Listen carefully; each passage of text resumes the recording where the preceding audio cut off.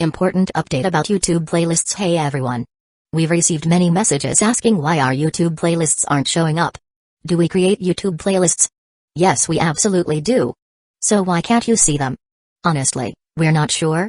We've been in contact with YouTube support for several months now, but we still haven't received a clear answer or solution. After much discussion, our team has decided to take matters into our own hands. We believe the issue might be related to the number of playlists we've created on a single channel, possibly too many. Our solution? We're launching 2 additional YouTube channels, giving us a total of 3. This way, we can organize our audiobooks better and avoid the playlist visibility issue in the future. This change only affects our YouTube audience. If you're a patron supporter, you can still access all our audiobooks by visiting the collection menu on Patreon. Thanks so much for your time and continued support. Happy listening. Haruya jumped out from the broken hole in the house. Using the ODM gear to latch onto the female titan's shoulder, he gripped his blades tightly, aimed, and swung down with a half rotation.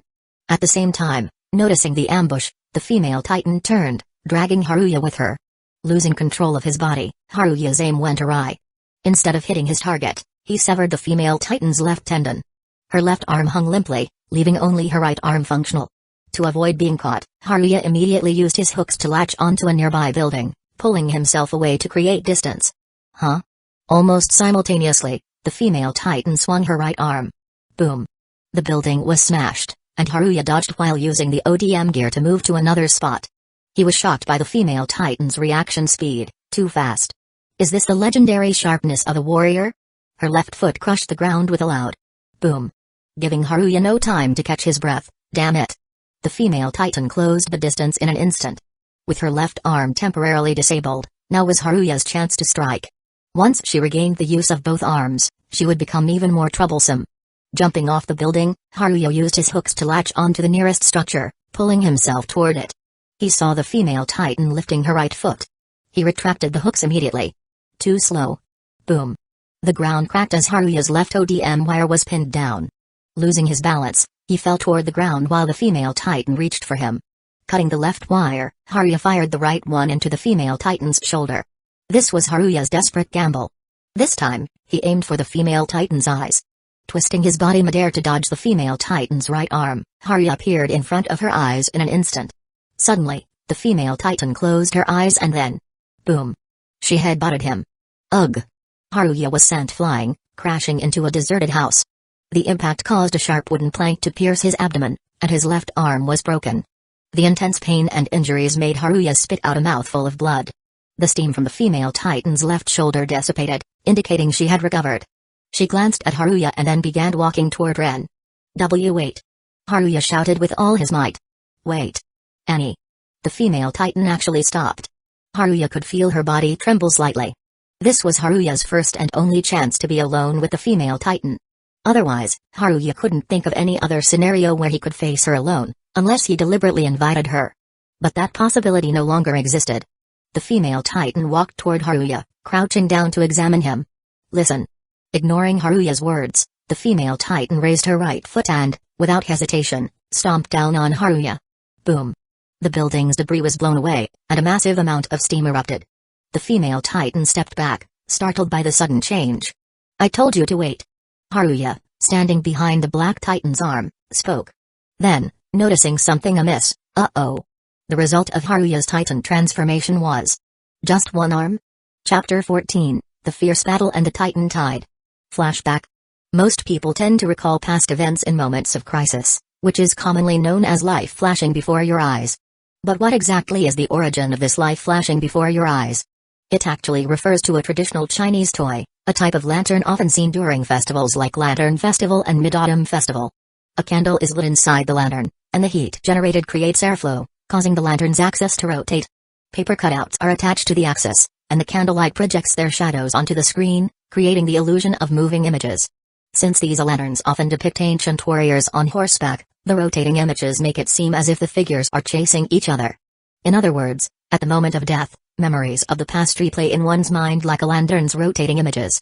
Though none of that really matters, for some reason, Haruya's mind was flooded with memories of his past experiences. Not exactly happy, but still filled with moments of joy.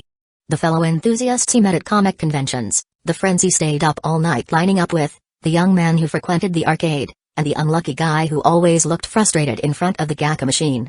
These were all part of Haruya's life. Even though he often suffered from various unfortunate accidents, he never really hated it. Because he could start over, because he could change everything he faced. But the current situation didn't allow Haruya to be optimistic. After all, his checkpoint ability could only be used 5 times. If he used up all 5 and was killed, it would all be over. Facing the female titan who had taken a few steps back, Haruya bit his lip to calm himself, pushing aside the memories that weren't important right now. The wounds he had just sustained were also healing. What should he do? Even though the female titan wasn't taking action now, it didn't mean they could coexist peacefully. The moment Haruya attacked the female titan from a blind spot and casually called out her name, their positions were set. As the steam slowly dissipated, both sides could now clearly see each other's movements. The female titan glanced in Ran's direction, then back at Haruya. What now? Was she planning to shift her target, using Haruya as a coordinate to take back to her homeland? Uncertain of how to proceed, Haruya fell into a brief moment of confusion and contemplation. This is a major crisis. The reason was obvious to anyone: Haruya's Titan transformation ability hadn't even reached 20% of its potential. With only one arm, it was impossible to defeat or capture the female Titan, especially since she was skilled in hand-to-hand combat, making the task even more difficult. What should he do? Survey Corps soldiers were likely to pass by soon. If they discovered the two of them in this situation, Haruya would have to kill them all. Before that, he knew he needed to figure out how to save his own life. After all, he couldn't use his cheat ability freely now, meaning he had lost his only advantage: the ability to predict the future through infinite checkpoint saves. To avoid wasting his limited saves, Haruya decided he needed to find a way to resolve the current situation. Both sides were now at a standstill. Perhaps the female Titan thought Haruya had intentionally transformed only half his body and one arm? In short, the female Titan wouldn't act rashly until she confirmed Haruya's condition. She was a planner, a smart person.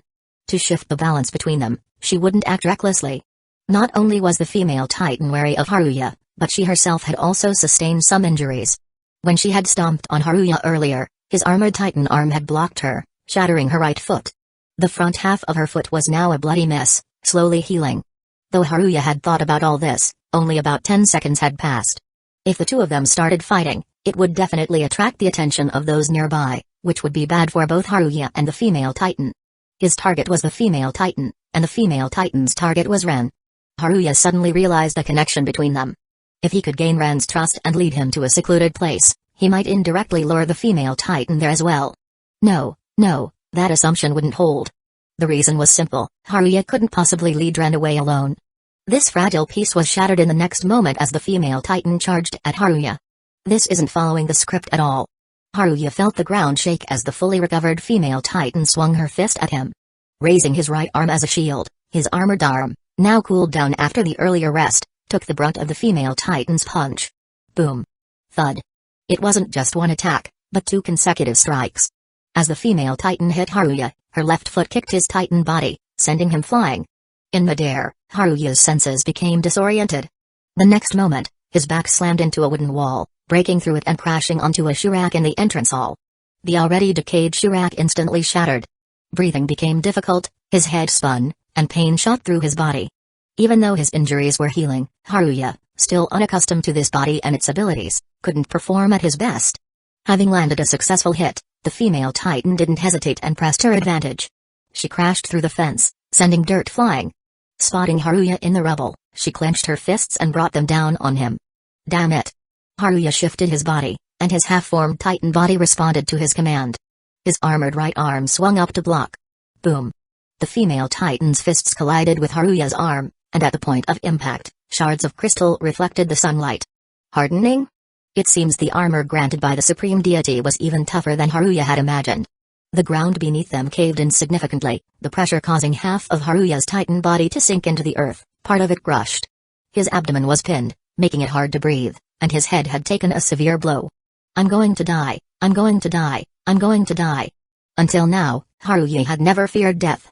As long as he had his cheat, he could change everything. But now, he only had 5 chances, 5 saves.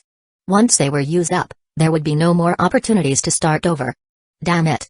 He absolutely couldn't die like this. Haruya's resolve hadn't changed. Then, a voice echoed in his heart: explode, and destroy the reality before you. Even without using a save, You can change the future. Crack. The sound of something breaking, followed by an explosion. Boom. The massive burst of steam would undoubtedly attract everyone's attention. Once again, Annie was sent flying, retreating cautiously. From the steam emerged a pitch-black figure. A perfect Titan transformation, with the right half of his body covered in armor. Haruya charged forward at top speed, his senses heightened, allowing him to see further. His left hand grabbed Annie's shoulder, but she broke free with an upward strike. Seizing the opportunity, Haruya opened his mouth and bit down. He bit into her shoulder, but it was already covered in hardened crystal skin. The next moment, a left hook nearly took off half of Haruya's head, dealing a devastating blow. Roar. In response, Haruya's right fist swung out with explosive force. The female Titan's entire left side was obliterated, steam and chunks of flesh scattering into the air. With just one punch, Haruya had nearly crippled the female Titan.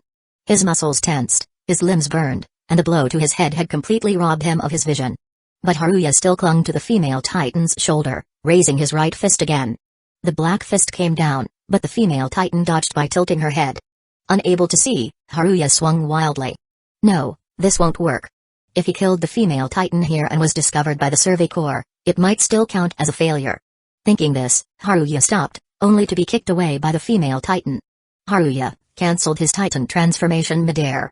He landed on a rooftop, then rolled to the edge, grabbing onto a protruding part.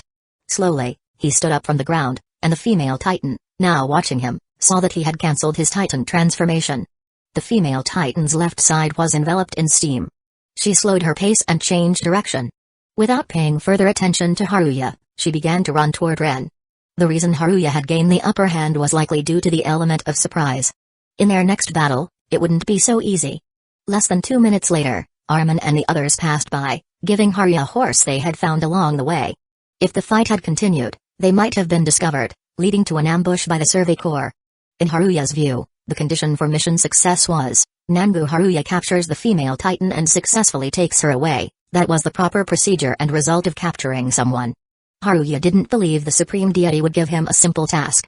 The Supreme Deity would definitely screw him over, just like he did this time.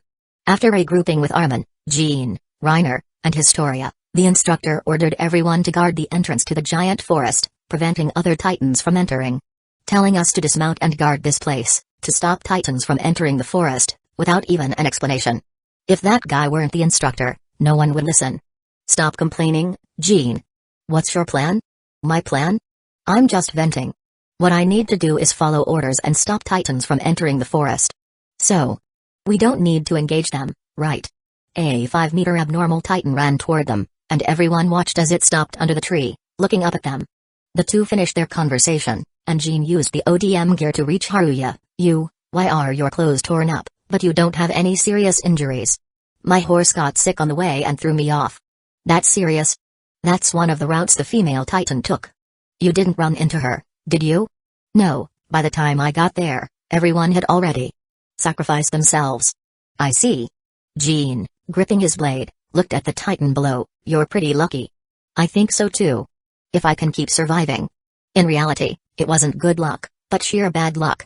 More importantly, Haruya didn't want to continue discussing this topic. Looking around, he saw Reiner, Mikasa, Bertold, and Historia were all there. Perhaps because Haruya had somehow survived the female Titan's attack, some people were curious about him. Haruya, you said you arrived just as the female Titan was leaving. What did you do before that? Well, facing Armin's question from another tree, Haruya thought for a moment and told the lie he had prepared. Since I lost my horse, I hid in some abandoned buildings to avoid being spotted by Titans on the way. Once I confirmed it was safe, I headed to the town, but when I got there... I see. You had it rough. Not too rough. At least I didn't run into any real trouble. At that moment, the Titans below began climbing the trees. Some of the more agile abnormal Titans used adjacent trees to reach Armin. Armin moved to another tree, and the abnormal Titan slid down, preparing to climb again. Haruya leaned against the tree trunk, waiting for an opportunity. Behind him, the giant forest echoed with the sound of a sonic bomb. Probably fired by Levi. If it was a sonic bomb, it meant the female Titan was about to be captured. Wanting to confirm whether the female Titan would escape, Haruya decided to leave the scene, but causing suspicion was also a problem. He wanted to experience the main plot developments firsthand, so he could understand what would happen next. The story of this world might change, or it might not. Either way, He needed to understand it. Soon, continuous explosions rang out, and the new recruits had no idea what was happening. Did they bring cannons into the forest? Reiner wondered. No idea what they're doing. Connie said. Not long after, Haruya heard a massive roar. It was Annie's Titan form letting out a roar. She had been captured, so she had to resort to this. Titans from all around began rushing toward the depths of the giant forest. The abnormals ignored everyone in the trees, and more Titans kept appearing. A tide of Titans, like a flood. What's happening? Jean asked, his face pale. We need to move. Before the commander had issued the orders, Haruya had already charged forward. At the same time, Mikasa sped up beside Haruya. Chapter 15, Changing the Plot. The second challenge: a hero is someone who steps forward to save the world when people are in danger. Standing at the edge of the giant forest, Nanbu Haruya immediately rushed toward the direction of the female Titan's roar, planning his next move along the way. If I want to change the current situation, I have to find a way to make everything progress according to my plan. Now, Haruya was no longer afraid of death, but he still hated it. Everyone probably felt the same way, right? Even though the deaths of others might not affect him much, there was always a lingering thought. Death is such a terrible thing.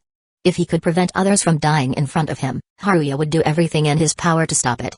Perhaps this way of thinking seemed incredibly foolish to some, as risking one's life for others was seen as idiotic. Indeed, in a society dominated by self-interest, the idea of self-sacrifice was often seen as self-mockery. After all, Haruya wasn't some extraordinary person or a philanthropist. What reason did he have to save others? Most importantly, Haruya no longer had the ability to start over infinitely. He only had 5 saves to complete his mission. At first, he could let the plot progress as it was supposed to, but later on, that wouldn't be possible. He absolutely couldn't let the humans capture the female Titan, so it was necessary to take actions that would alter the plot. They should be in the center of the giant forest. Ren and the others are heading there too. I really don't understand what's going on. Responding to Armin's words were Jean and the others, following closely behind. Haruya used the ODM gear to navigate through the massive forest. The moment his hooks pierced a branch, he retracted them and used the pulling force to propel himself forward. Below, abnormals and regular Titans were also moving at their fastest speed. You seem to be in a hurry. We're all the same, right? Though their goals were different. The one who spoke to Haruya was Mikasa, who was moving even faster. Without a doubt, her goal was to find Ren from the Levi squad and protect him. Haruya's goal was also simple, to change the plot, to prevent it from progressing perfectly, and to buy time for his own plans. Buying time, in this case, meant taking actions to alter the plot and prevent it from following the original script. That said, changing the plot wasn't easy, as the world had a way of self-correcting. If someone wanted to go back in time and kill their father, before they could do so, they would be stopped by various reasons, thus unable to affect the future. Therefore, small changes and influences weren't enough to shake the entire world. But what method could he use to change the course of the entire story? Thinking this, Haruya realized that he needed to become a hero. Of course, this hero was just Haruya's self-proclaimed title. The real judgment would come from others. But if he could save some key characters who were destined to die, perhaps he could alter the events that were about to unfold. In short, Haruya wasn't just facing the characters in the story, he was facing the entire world. Among these events, the most important thing that would happen next was likely the deaths of the 4 members of the Levi squad at the hands of the female Titan. Then, the female Titan would defeat Ren, only to have him taken back by Levi and Mikasa. Thinking this, Haruya chose to detour around a tree with many branches and continued to advance with the main force. I see it. So many Titans. Connie exclaimed. The female Titan, captured in the center, was being torn apart by a swarm of Titans, her massive body instantly reduced to fragments. Turning his head, Haruya looked in another direction, then stepped back and jumped down from the tree. Using the ODM gear, he headed toward that direction. As long as the plot hadn't changed, Annie would catch up to the Levi squad again, transform into a Titan, and fight Ren. I have to hurry. Haruya felt that he had arrived just in time. The female Titan's body was being devoured, and Annie, having escaped, used the ODM gear to chase after Ren and the others. However, Haruya still felt the need to speed up. If the plot progressed too quickly, he would have no reason to intervene. But stopping Annie from killing the 4 members of the Levi squad wasn't easy. She was incredibly strong. So, it was necessary to use Titan powers. Just as violence could be countered with violence, the best way to deal with Titans was with Titan powers. Hurry, hurry. Urging himself on, Haruya quickly distanced himself from the main force and soon saw a cloaked figure ahead. She was using the ODM gear to move rapidly. Her target was the Levi squad up ahead. Found her. But she was fast, and with practiced ease, she closed in on one of the Levi squad members, Gunter Schultz, slicing through his nape in an instant, killing him. Nearby, the other 3 members of the Levi squad, witnessing this, were filled with rage. Ren looked on in disbelief. Prepare for battle. It's her. They failed. 2 of the remaining 3 Levi squad members stopped and charged toward Annie. Ren was taken away by Alao. As the 2 sides closed in, steam erupted violently. Annie, having completed her Titan transformation midair, burst out of the steam and began pursuing Ren. Ahead, after communicating with Ren, Alao, who had told him to keep moving, joined the fight.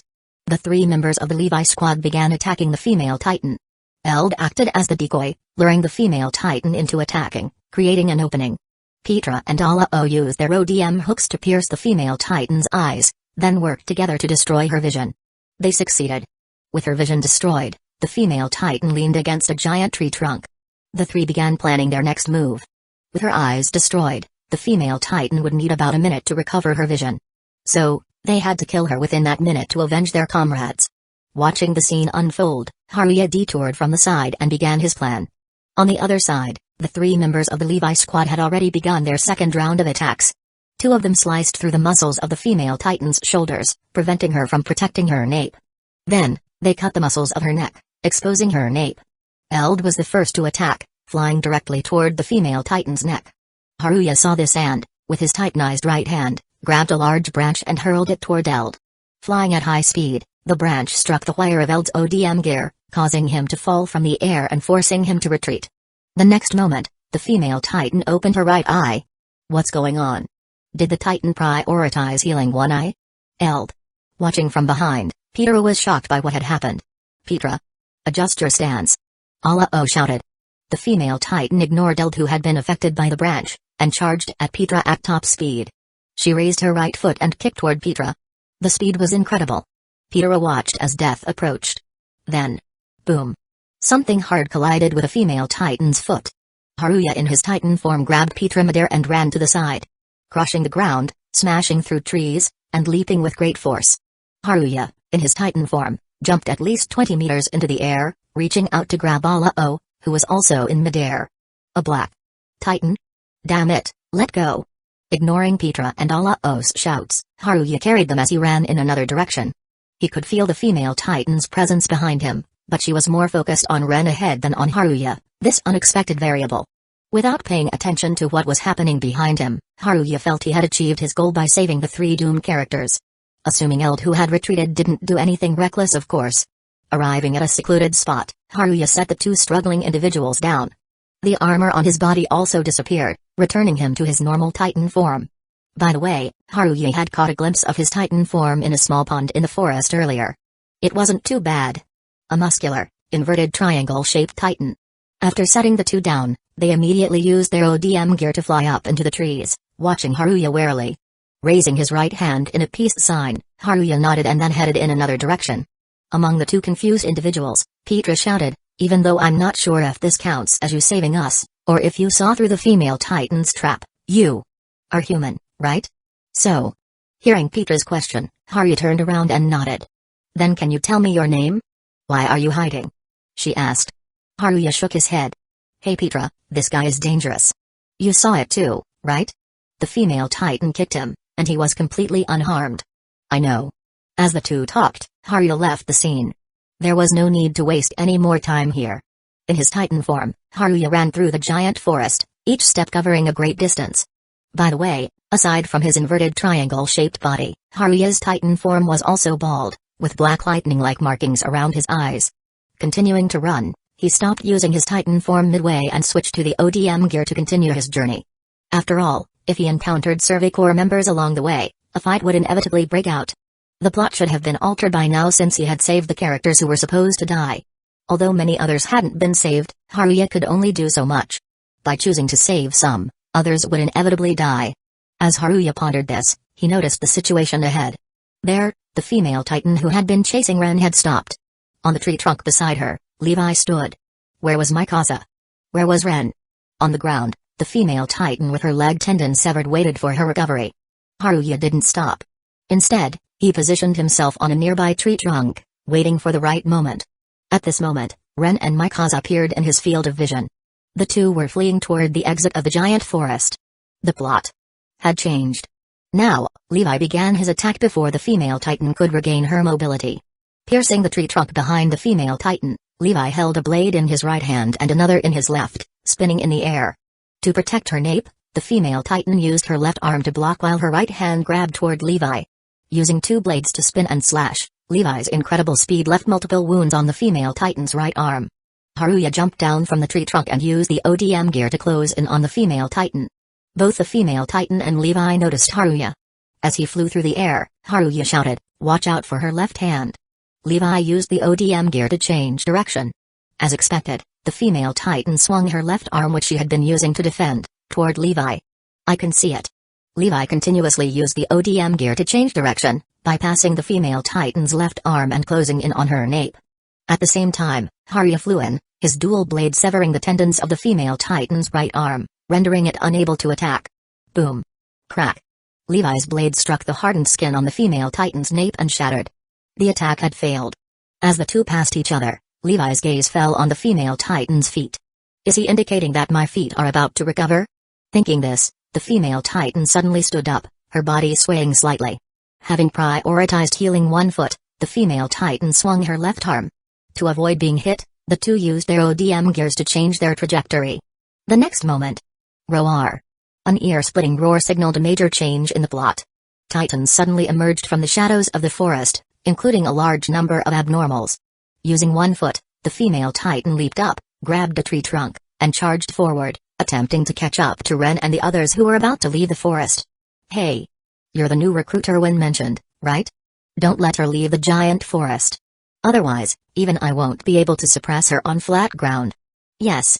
Receiving Levi's order, Haruya nodded. "I understand, Captain Levi." "Huh?"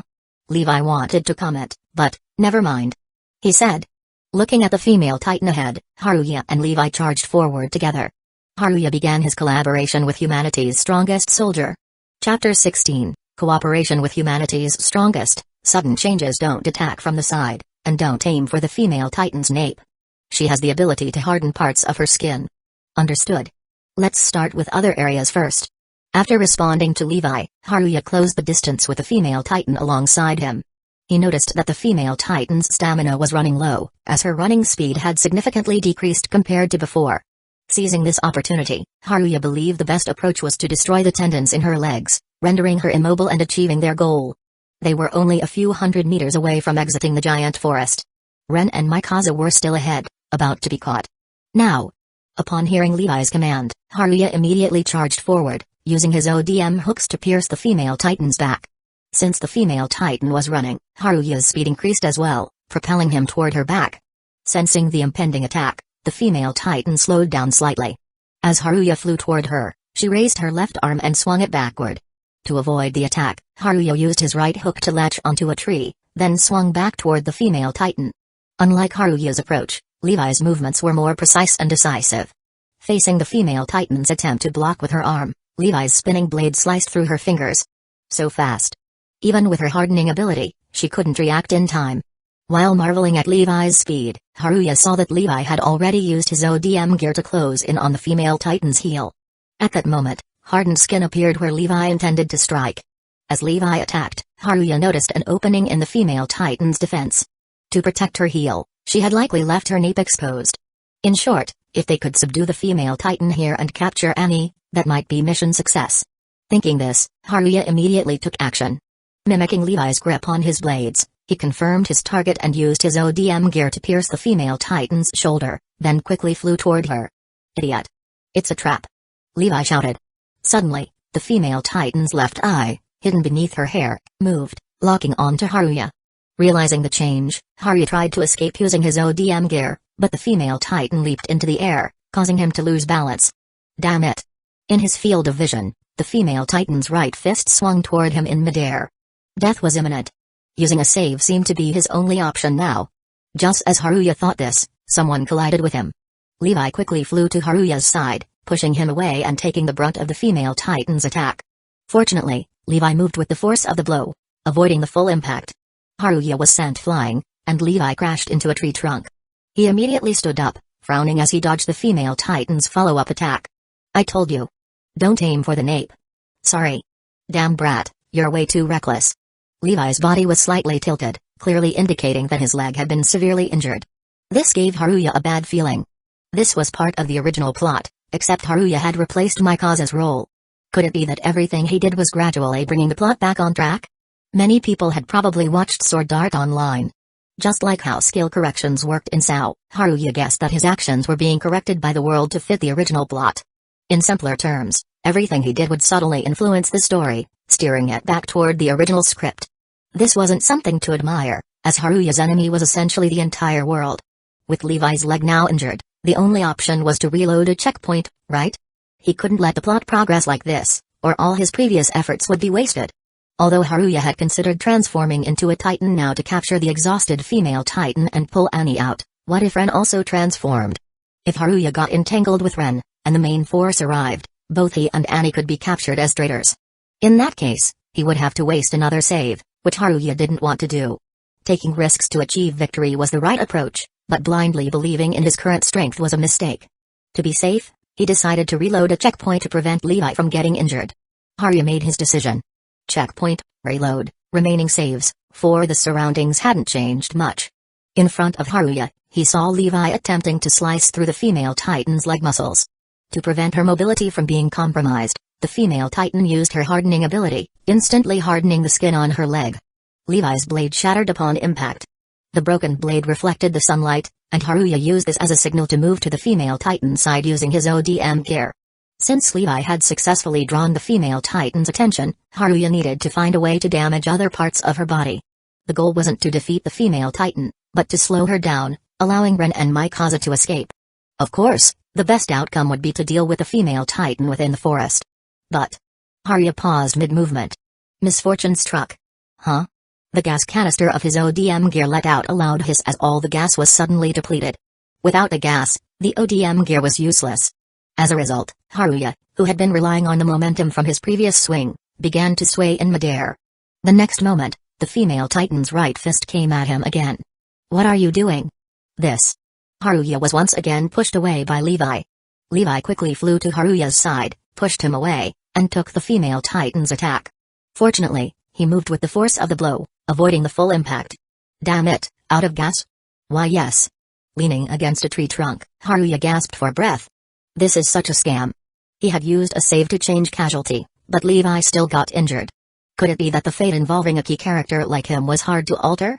No, the fate involving Ren and Mikaza had been changed. Levi's shouldn't be impossible to change. Even if he was humanity's strongest, he couldn't be this unfair.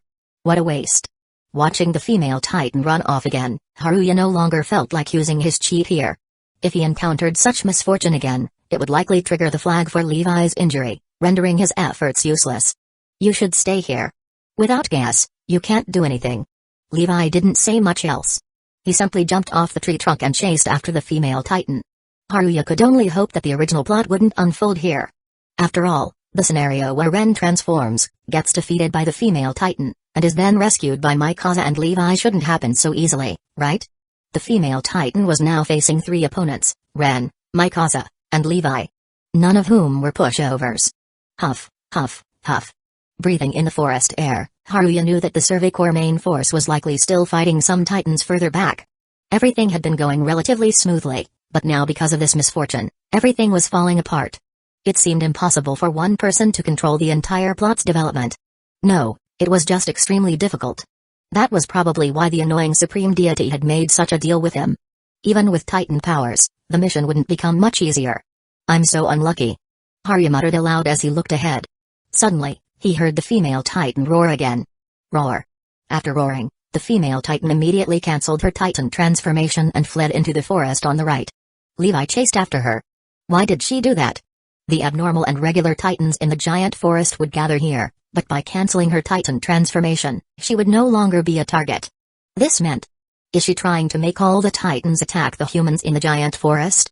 With the female titan hiding in the giant forest, the Survey Corps would have to remain on high alert, guarding against her sudden appearance. To leave the giant forest, they would have to face hordes of titans. The main force of the Survey Corps wouldn't be able to retreat easily and would inevitably face a brutal battle. Thus, by roaring, The female titan had trapped the entire Survey Corps in the giant forest. The plot had changed. But Haruya wasn't sure whether to feel happy or uneasy. Looking at his right hand, he wondered if he should bite it. If he transformed into a titan, could he handle this sudden change? This thought didn't become reality.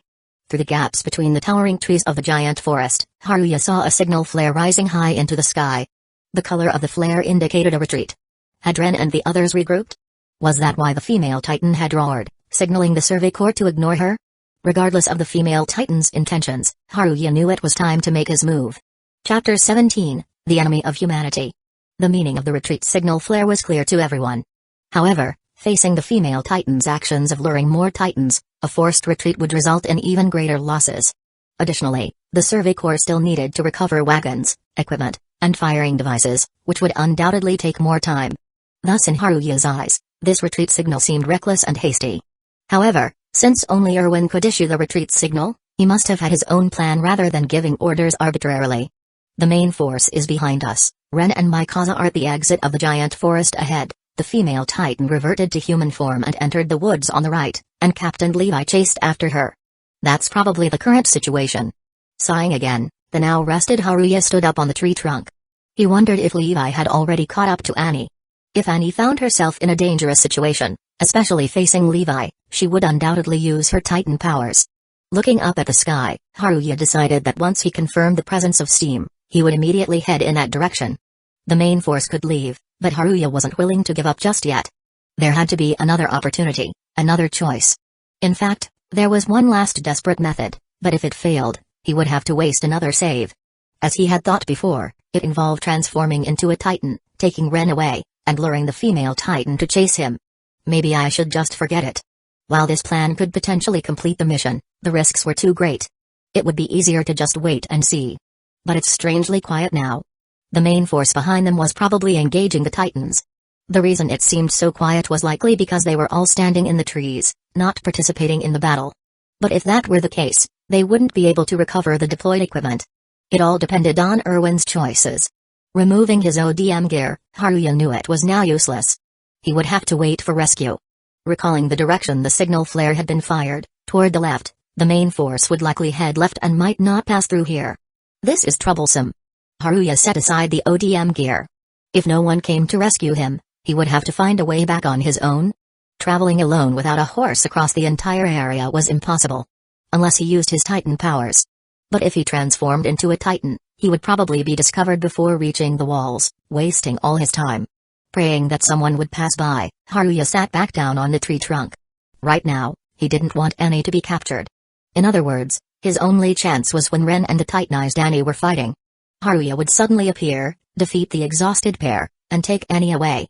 Would that count as capturing the female titan? The only drawback was that the initiative wasn't in Haruya's hands. Anything could happen. Before long, a figure suddenly appeared in Haruya's field of vision, approaching rapidly.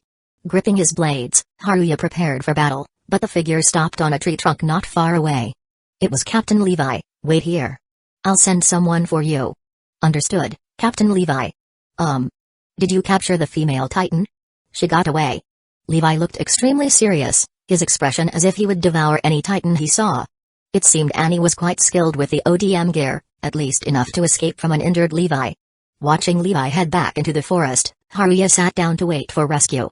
When the sound of ODM gas spraying rang out again, several members of the Survey Corps supply team appeared before Haruya, handing him a spare ODM set.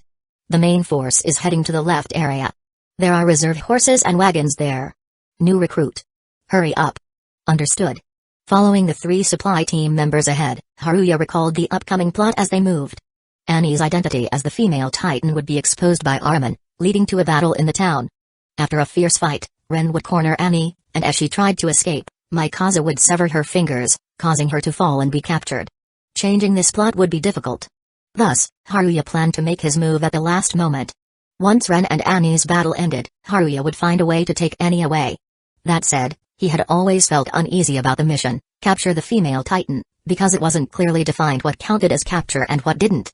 To Haruya, capture meant the female titan being completely under his control, with no immediate threats around. Only then would the mission be successful. Otherwise, the moment he had pinned the female titan earlier should have counted as a capture, right? I see the main force. Stay alert. Watch for titans. Hearing the main force's voices ahead, Haruya saw the assembled Survey Corps. At the moment, the Survey Corps was preparing to head left, exiting the giant forest to retrieve their horses. The whereabouts of Ren and Mikasa were currently unclear, but Erwin had probably already sent people after them. Haruya still had 4 saves left. Though few, they should be enough. At least, that's what he thought for now. Moving to the left area of the giant forest differed slightly from the original plot, so Haruya hadn't entirely failed. Moreover, 3 members of the Levi squad were still with Erwin, which was also a change, right? Seeing them talking, Haruya assumed they were discussing him.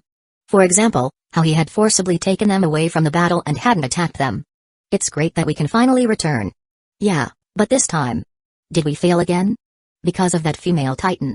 The new recruits were happy to be alive, but were also deeply concerned about the Survey Corps results and intelligence. For these people, the Survey Corps was their only hope. Only by deeply understanding the titans could they learn how to defeat them. As the saying goes, know yourself and your enemy, and you will never be defeated. After the main force reached the designated location and saw the wagons and horses stationed there, a team split off from the main force. This team, led by members of the Levi squad, headed in different directions to divert the Titans' attention before regrouping with the main force. Like the other new recruits, Haruya sat on the last wagon. There weren't many Titans around. Had they all entered the giant forest? Looking up, the sky was clear, but the faces around him were pale. Too many had died, and the gains were minimal. The unequal contributions and rewards left many disheartened. This world was truly cruel. A few days later. Walsina, Eastern District, Stohus District. Due to the Survey Corps failure, Ren, Erwin, and other key officers were summoned to the capital. Their route was straightforward. They would take wagons via the central avenue to the capital, escorted by the military police who were permitted to use ODM gear. Getting close wouldn't be easy. However, their true route and objective weren't to reach the capital, but to lure out the female Titan. As a member of the Survey Corps, Haruya secretly made his way to the market in Stohus District after his daily training, and waited for the events to unfold. The weather's nice today. Haruya looked up at the sky. Although the operation was led by Erwin, only the Survey Corps elites would participate. Shifting his gaze, he headed toward the nearest restaurant. Unfortunately, many restaurants had already closed down, and the few remaining were likely exorbitantly priced. Choosing to hide in a small alley, Haruya knew that without ODM gear, his mobility would be severely limited later. I need to find a way to get my hands on an ODM set. Thinking this, Haruya realized that the military police escorting the convoy had ODM gear. But stealing it would involve significant risks, leaving only one option: transforming into a Titan. As time passed, the streets grew emptier, signaling that the final battle was approaching. Final wasn't entirely accurate, but for this incident, it was the decisive showdown. Haruya no longer planned to use convoluted tactics. His strategy was simple. The same one he had from the beginning. A direct approach. In the face of absolute power, all tricks would prove useless. However, Haruya could only use his armament hockey for 5 seconds with a 10-second cooldown, so he couldn't use it recklessly. With this in mind, he outlined his steps for the direct approach. Wait for Ren and Annie to fight, then have the Survey Corps suppress them. Next, he would make his entrance, deal with Ren, and escape the walls with Annie. Outside the walls, the safest place would be the giant forest. Haruya's ultimate destination. The idea of altering the plot no longer seemed effective. Now, Haruya almost wished the plot would proceed as originally intended. It seemed his previous efforts had been in vain. Wanting to change something, to challenge the world. It was an incredibly difficult endeavor. Those who succeeded likely possessed genius intellects and rational thinking. That said, there were many ways to change the world. For instance, many physicists had altered the world with their knowledge, a remarkable achievement. Leaving aside physicists, Haruya's focus was now entirely on the upcoming events. The streets grew emptier. To avoid detection, he hid in the alley, ready to act at any moment. By now, Annie had probably joined Ren and the others, right? It's about to begin. Soon, the great battle in the city would commence. Once the fighting starts, I'll have to head over. I wonder if I'll have enough time. Haruya didn't want to make his entrance after Annie had encased herself in crystal using her hardening ability. By then, it would be too late. Just as he was contemplating his timing, the sound of a sonic bomb shattered the calm. Now! Hearing the shouts, Haruya realized that several people had suddenly appeared around him. Several men rushed toward him, restraining him before he could react. Huh? This was completely different from what he had imagined. Countless questions and exclamations filled Haruya's mind. Why me? What about Annie on the other side? Boom. Like an explosion, Thick smoke and steam erupted from a nearby district. That was how it was supposed to be, so why was he being restrained? You? Before Haruya could speak, a cloth was stuffed into his mouth, and his hands were tightly bound with chains. Two men pinned him to the ground. You? Emerging from the shadows were the three members of the Levi squad. The one who spoke was Petra, whom Haruya had saved in the giant forest. Nangu Haruya. You're the new recruit who recently joined the Survey Corps, right? Yet you ignored the support orders, left the main force to rush to the front lines, then joined Captain Levi in battle. Why did you do that? Why were you there? Beside Petra, Alao, who liked to mimic Levi's speech, added, that couldn't have been a coincidence. A new recruit appearing near the front lines is an anomaly, unless you're one of them. And now you've come here without authorization. Alao was likely referring to Ren and Mikasa. Haruya struggled against the restraints, but the weight of the men kept him immobilized. The people around him looked tense and serious. Petra continued, you're that Black Titan, aren't you? Haruya shook his head vigorously. Even though he denied it, most of the people present swallowed hard. The Black Titan. That was how they saw him. He was now one of the Survey Corps top targets, alongside Ren and Annie. But Haruya knew his struggles were meaningless. To change this situation, he would have to go back to when he had transformed into a Titan to save the Levi squad. Too troublesome. He had no choice but to gamble. This time Haruya nodded, just as he had when he first encountered the Levi squad. Everyone present inhaled sharply. Petra asked, your goal is? Before she could finish. Chapter 18, Those Within the Walls, Those Beyond the Walls. East of Walsina, Stohus district. Hidden in the shadows of a narrow alley, Haruya let out a sigh. A habit he had developed by now. At this moment, his only trump card was his Titan transformation. He had to be constantly vigilant against sudden attacks. If he had to name another advantage, it would be his cheat ability. But due to its limited uses, he didn't want to waste it carelessly. Alright, what should I do now? Honestly, while Haruya wanted to transform into a Titan and rush toward Danny immediately, doing so would undoubtedly make him a bigger target and complicate things further. If he could escape in human form, he might be able to hide until the battle between Ren and Annie concluded. However, escaping under the surveillance of these people was no easy task. After all, his enemies were the elite of the Survey Corps. In just a few minutes, Ren would begin his operation. At the same time, the Survey Corps surrounding Haruya would also act, signaled by Arman's sonic bomb. It seemed he wasn't experienced enough. His carelessness had exposed flaws, allowing the Levi squad to catch him. But Haruya believed they were only speculating.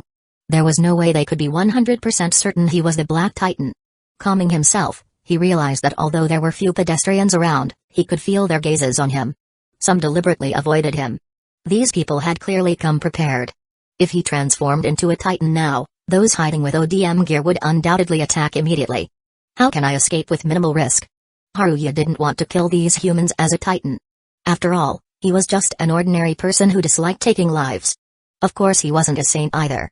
To survive, he could do many things. In short, as a decent person, Haruya had his limits. But once those limits were crossed, he could do anything.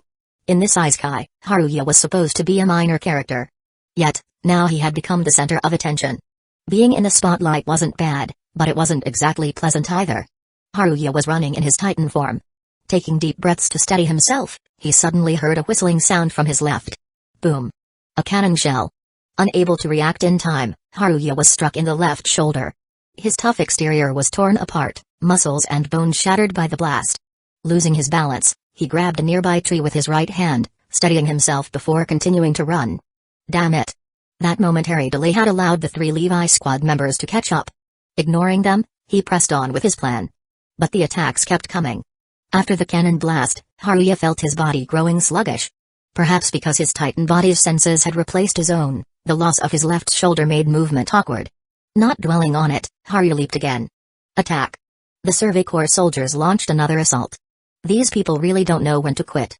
As he sighed, Haruya extended his right hand. His left shoulder injury made his left arm less agile, but it was healing quickly. The soldiers swarmed him, but Haruya wasn't running along the streets, he was jumping across rooftops. With every step, the streets below were reduced to rubble, though he paid no mind. Now, as Haruya vaulted over a building with one hand, the three attackers struck from behind. Their anchors pierced his legs and arms. They weren't aiming for a fatal blow. The ODM gear hissed as Alao and Deld lunged forward, slashing at the back of his knees. Trying to cripple my movement? Two blades aimed for the joint behind his knee. In midair, Haruya twisted violently. Since their anchors were still embedded in his legs, he couldn't shake them off. Haruya ignored Alao and Deld's attacks. As he turned, he punched a nearby building, sending rubble flying toward the soldiers behind him. At the same time, as Petra aimed for his right arm, Haruya grabbed the roof with his right hand and snapped his jaws at her. Forcing Petra back, Alao and Deld's attacks landed. Their goal was to destroy Haruya's mobility. But their blades shattered. Covered in black skin, his legs were now indestructible. One last chance. Haruya spoke in his Titan form, his voice hoarse but clear. This is your last opportunity to retreat. I won't harm any more humans. Some soldiers hesitated, but others charged forward regardless. For humanity. We must uncover their secrets. Yeah. Ignoring reason, the soldiers rushed at Haruya. I guess I have no choice. To prevent his plans from being disrupted, Haruya abandoned his earlier restraint. To these people within the walls, a human who could transform into a Titan might be their only tool to reclaim the lands beyond. But Haruya still considered himself one of them, a person within the walls. Even if he sought freedom, he was still bound by something. Facing attacks from all sides, Haruya grabbed chunks of debris and hurled them forward while kicking a nearby building. Lowering his stance, he stepped forward with his right foot and swung his left fist. Soldiers trying to anchor themselves to his body were flung off as he sprinted and leaped. One soldier flew past him, and Haruya swept his leg sideways, feeling no resistance. The soldier crashed into a wall, blood spraying everywhere. Within seconds, another attacker was sent spinning into a building, bones shattering from the impact. Rising from the wreckage, Haruya spotted enemies on his flank. Changing direction, he charged toward a group of soldiers. As they braced for his approach, Haruya spun and bit down. Two were swallowed whole. One was bitten in half. There was no taste, just a deep discomfort in Haruya's human core. Swinging his right arm, he kept his left hand guarding his nape. He knew their tactics, so countering them was easy. Crossing a river, Haruya reached a more open area. In the distance, he saw two Titans locked in battle. As he ran toward them, black skin, his armament haki, spread over his right arm. Now. Time to end this. Chapter 19, Titan vs. Titan. Chaotic battle. The only sounds people could hear were the collapse of buildings and the tremors shaking the ground. The eastern district of Stohas, Walsina, had become a battlefield for three Titans. The soldiers standing atop the walls, the citizens watching from afar, and the Survey Corps members poised to attack. All witnessed an utterly bizarre scene. At first, they had assumed the Black Titan was connected to the female Titan. But now, they questioned whether the two were enemies. The next moment, as these thoughts raced through their minds, one of the Titans, Ren, was sent flying through the air. His right shoulder was completely shattered, his steaming body crashing into the open ground and demolishing it. After sending Ren flying, Haruya seized the female Titan, who had tried to exploit the opening. His black right arm clenched into a fist. Then, he raised a single finger, pointing to the wall behind the female Titan. A silent command for her to follow him over it and escape. The female Titan paused. But before Ren could recover, she shifted back into a combat stance. So it's still going to be like this, huh? Even if he helped Annie, she wouldn't immediately abandon her goal of capturing Ren. That meant the only option left was brute force. Thanks to that, Haruya already had a plan. But before he could act, a crushing blow to his waist sent him hurtling sideways. His foot slammed onto a stone bridge as his left hand braced against the ground to steady himself. The wound on his waist slowly regenerated, but the attack hadn't come from Annie. It was Ren. Even with part of his right side missing, his arm dangling limply, Ren refused to surrender. He roared at the sky, his fury erupting like flames in his eyes. A massive surge of steam burst from his body. Is his regeneration speeding up? Before Haruya could finish the thought, Ren charged at Annie. The two Titans, one resembling a demon and the other a warrior, clashed violently in the streets. Ren led with a right hook, but Annie dodged effortlessly, deflecting the blow with her forearm. As his fist veered off course, Ren followed up with a devastating left uppercut. The sheer force of the punch shattered the bones and flesh of his own fist, but it also broke Annie's defending arm in a single strike. Unshaken, Annie coolly grabbed Ren's shoulder with her other hand, preparing to flip him with a backward kick. Ren anticipated the move. He lunged forward, his jaws clamping onto Annie's left arm, crushing bone and muscle alike. But he was a fraction too slow. Annie's kick connected with his abdomen, sending his massive body soaring like a soccer ball. Though his airtime was brief, Ren still managed to retaliate mid-flight, his foot slamming into Annie's head. Annie instantly hardened her skin to avoid having her skull crushed. The ground trembled as Ren crashed into the rubble. Annie advanced toward him, her steps deliberate. Haruya remained still, maybe letting things play out wouldn't be so bad. But then, Ren stirred. He didn't charge at Annie. Instead, he rushed straight for Haruya. Huh? What the? The sudden shift caught him off guard, but he reacted instantly. 10 seconds had passed. If there was any danger, he'd use armament hockey to protect himself. Yet Ren didn't attack. He just dodged Haruya. Running past me instead? No. This has to be a trap. Even knowing it was a ruse, determined to capture Ren, Annie gave chase. As Haruya moved to intercept, Annie halted abruptly. In one fluid motion, she pivoted and delivered a crushing kick toward the left side of his head. Haruya barely blocked it with armament, stumbling back as the force sent him reeling. He watched as the crystallized fragments around Annie's foot slowly peeled away. He shook his head, signaling that she shouldn't pursue Ren. But the gesture was meaningless. Annie dropped back into her fighting stance. So this was Ren's plan all along. Pit them against each other, let them exhaust themselves, then swoop in with reinforcements to capture both. Haruya wanted to explain, but words failed him.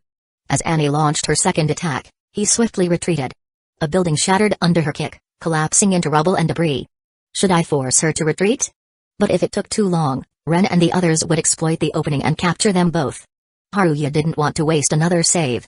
He couldn't afford to lose time or chances. With a low stance, he lunged forward, but instead of attacking Annie, he dashed past her, snatching a soldier attempting to maneuver with ODM gear and hurling him away. Annie seemed to catch on. After a brief glance at Haruya, she sprinted after Ren. A swarm of soldiers closed in from behind. To keep Annie from being overwhelmed, Haruya resolved to eliminate any human interference. According to Peter's observations, the Black Titan's hardening ability has a cooldown. Force him to use it, then strike the nape. The announcement laid bare Haruya's weakness. A combined force of Survey Corps and military police descended upon the battlefield. Spotting soldiers trying to flank him and aid Ren, Haruya acted. He ripped a nearby chimney from its foundation, hurling it, along with chunks of debris, at the encroaching troops. Even if it didn't hit, it would slow them down. Then he charged. Soldiers attacked from all sides. This time, they avoided anchoring their gear directly into his body. But to get close, they had no choice. Covering his nape with his left hand, Haruya swung his right arm in a wide arc. One soldier who was still recovering from the earlier impact was too slow. Haruya's palm struck him midair, the force alone enough to make him cough blood before he even hit the wall. But then, dozens of anchors embedded themselves into Haruya's flesh. Don't let him escape. Haruya ignored them, his gaze locking onto another direction where a group had already slipped past him. At the same time, soldiers assaulted him from the front, the rear. Every direction was swarming with enemies. Mimicking Annie's earlier leap, Haruya kicked off the ground, but the soldiers had predicted this. They retracted their anchors mid-flight. Now, seizing the opening, a second wave of soldiers surged forward. By the time Haruya landed, several were already within striking distance. I have to use armament. But what if this is another trap? His mind raced, but the conclusion was instant. He twisted his body, disrupting their movements, then snatched a soldier out of the air. He crushed the tiny human form against the ground, then rolled right, flattening another soldier attempting to sever his leg muscles. Blood painted the battlefield. Two blurring figures darted past. One sliced through the tendons of his left arm, fully exposing his nape. This is it. The third member of Levi's squad lunged for the kill. Armament hockey blackened skin enveloped Haruya's nape as he shut his eyes, but he'd misjudged. Blades pierced his eyeballs. Petra and Alao struck true before retreating. Haruya slumped against the wall, his right arm the only limb still functional. Damn it. But then, the whirring of ODM gear filled the air. One set moved faster than the rest. Next, his neck muscles were severed just like the female Titan's predicament in the giant forest. Good. Watch for localized regeneration, he might restore one eye first. Peter's command was sharp. Haruya couldn't regenerate quickly. She only said that because she'd seen the female Titan focus recovery on specific areas. So, before the soldiers could strike again, Haruya deactivated his transformation and ejected from the Titan's body. He dove through a shattered wall into a nearby house, his movements sluggish, his stamina nearly depleted. The room was a mess, scattered belongings, abandoned food. Do these people living trapped inside the walls truly feel content with their lives? What? Outside, the soldiers reeled in shock. Haruya gritted his teeth and bolted in the opposite direction. After a brief pause, the entire battalion gave chase. I've got a little stamina left. A second transformation is possible, but it won't last long. Better to split it into 3 bursts. Then, with a whistling sound, the floor beneath him exploded. They're already here? He leaped down the stairs, heading toward Annie's last known position. In these tight streets, the ODM gear was nearly useless against a human target. Plus, If they feared a second Titan transformation, they wouldn't act recklessly. No civilians were in sight, so the soldiers fired another volley. Haruya wiped the sweat from his brow, disgusted by the metallic taste in his mouth. A quick check confirmed no major injuries. At least the Titan's power speeds up healing. Boom. A sudden deafening impact resounded. Did Annie lose? He didn't want to load a checkpoint here. He wanted to gamble. Exhaling sharply, Haruya raised his right hand. Roar. The ground quaked as his Titan form erupted, crushing everything nearby. His expanded vision caught Annie, the female Titan, on the verge of being subdued. No more wasting time. Ignoring the soldiers behind him, Haruya broke into a full-speed sprint. Chapter 20, Disqualified from Humanity. Victory. Annie had failed. That much was obvious. A clear, undeniable outcome that left Haruya with nothing but bitter resignation. Winners always preach that hard work brings success. But in truth, that was just bait to lure the defeated into serving them. Most effort was worthless.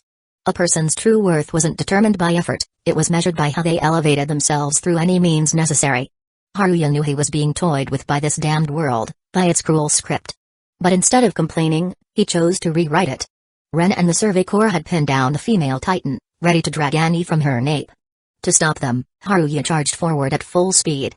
With most pursuers left behind, he swiftly navigated the maze-like streets, his Titan form trampling over an open field as he closed the distance. The ground trembled violently. Having anticipated Haruya's advance, Ren halted his actions, leaving the others to extract Annie while he moved to intercept. This time, Haruya wouldn't hold back. Not because Ren was weak, but because he was strong. His unbreakable will, combined with the combat skills Annie herself had taught him, made him a lethal opponent. If Haruya got caught in a drawn-out fight, he'd lose. Ren dropped into a fighting stance, eyes locked onto Haruya with razor focus. Haruya lunged, his right fist rocketing forward. Ren dodged to the side, seizing Haruya's arm with his left hand before locking it with his right, twisting violently to snap it in half. But the moment Ren applied pressure, Haruya's arm turned pitch black. Not just his right arm, his left fist now hardened, shot toward Ren's skull like a cannonball. Ren barely jerked his head aside, the sheer force of the blow tearing through the air like an explosion. Haruya pressed his advantage, unleashing a relentless assault under the armament's protection. Ren released Haruya's arm to evade, only for Haruya to close the gap, wrapping both arms around Ren's torso in a crushing bear hug. Haruya's Titan form was larger and stronger, but slower. Roar. The vice-like grip shattered ribs and ruptured organs. Blood gushed from Ren's mouth as he roared in agony. Desperate, Ren hammered his right fist into Haruya's skull, caving in his left eye and fracturing his skull.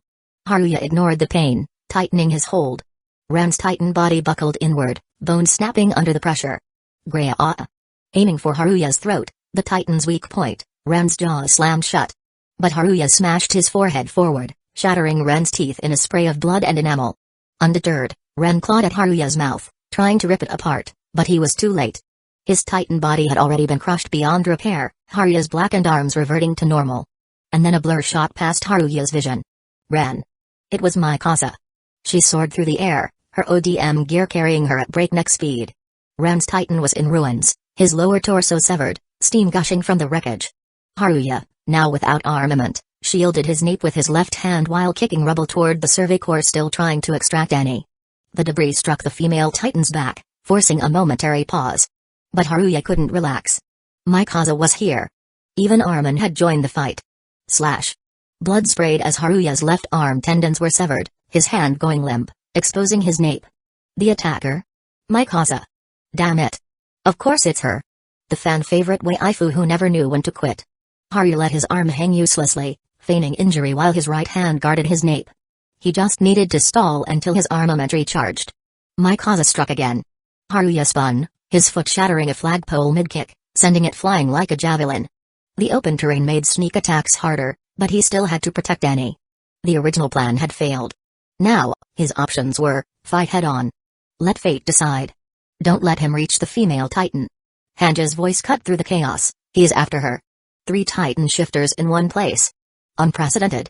Haruya advanced whilst scanning his surroundings. The artillery wouldn't fire recklessly, not with their own soldiers swarming the area. Crack. His foot split the ground, forcing nearby troops back.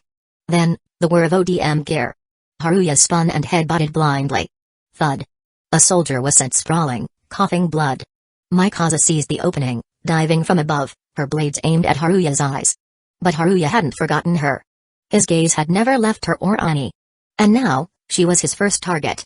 With Levi absent, Mikasa was the greatest threat. Sorry, Mikasa. But this world is cruel.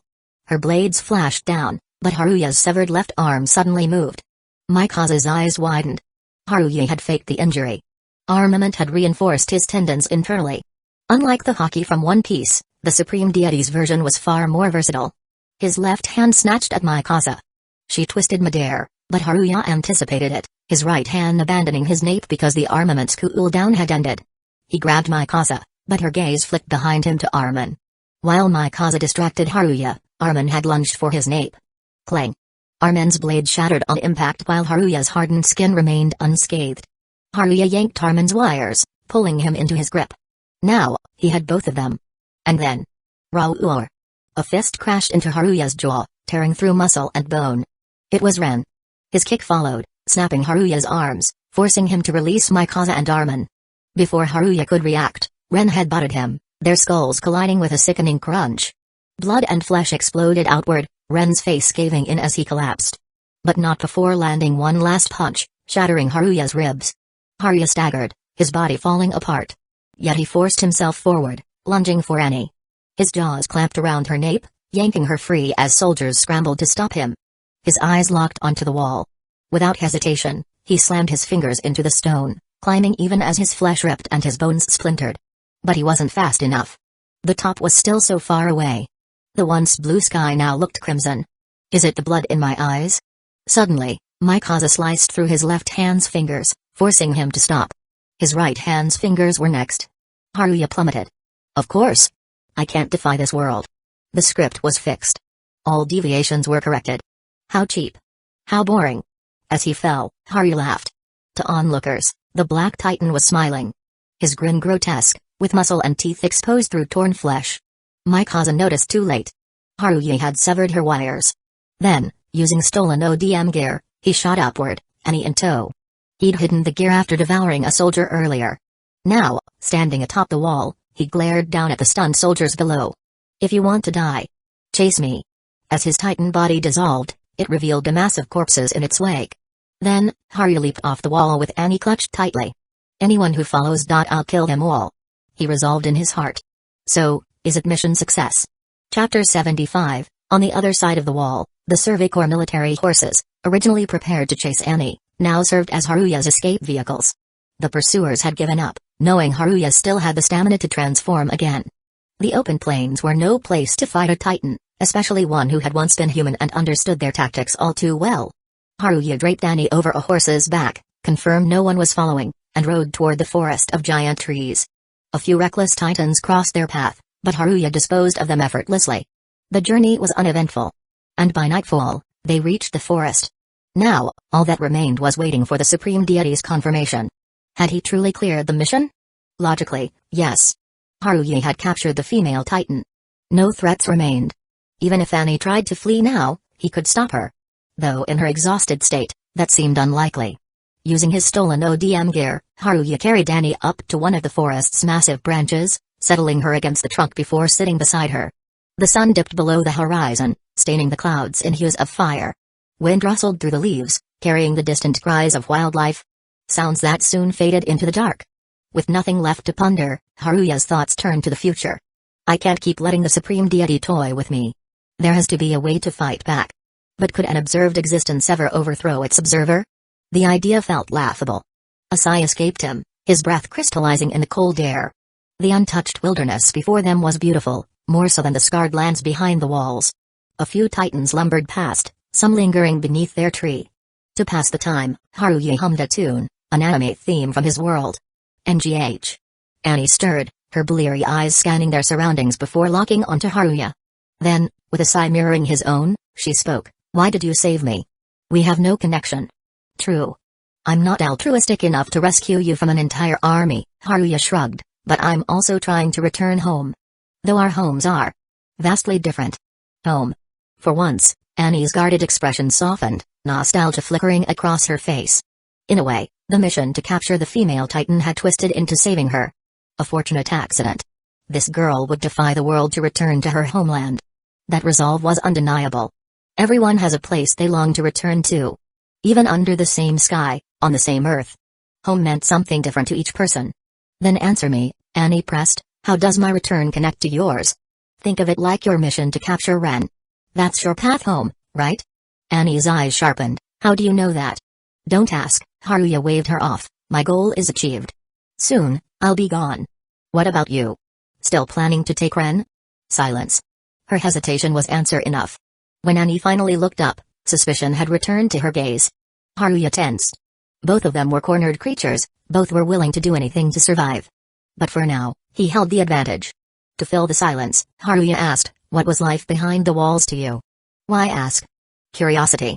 My home had its own walls, ones built by society, he exhaled. People there judged everything as right or wrong, as if their opinions were law. Maybe I was one of them. He'd mocked what others mocked online, not out of malice, but to feel human. To belong. That collective hypocrisy bred chaos. And you still want to return to that? Annie murmured. Yes. He answered with no hesitation. Not because he loved that world, but because it was his. His happiness, his suffering, all of it had roots there. This journey across worlds had been thrilling, but it wasn't living. Yours strange, Annie said, if you hated it, you wouldn't want to go back. Maybe. You never truly disliked it to begin with. Never disliked it? She pulled her coat tighter, you were just throwing a tantrum. Now that you're away, you've realized it wasn't so bad. A tantrum.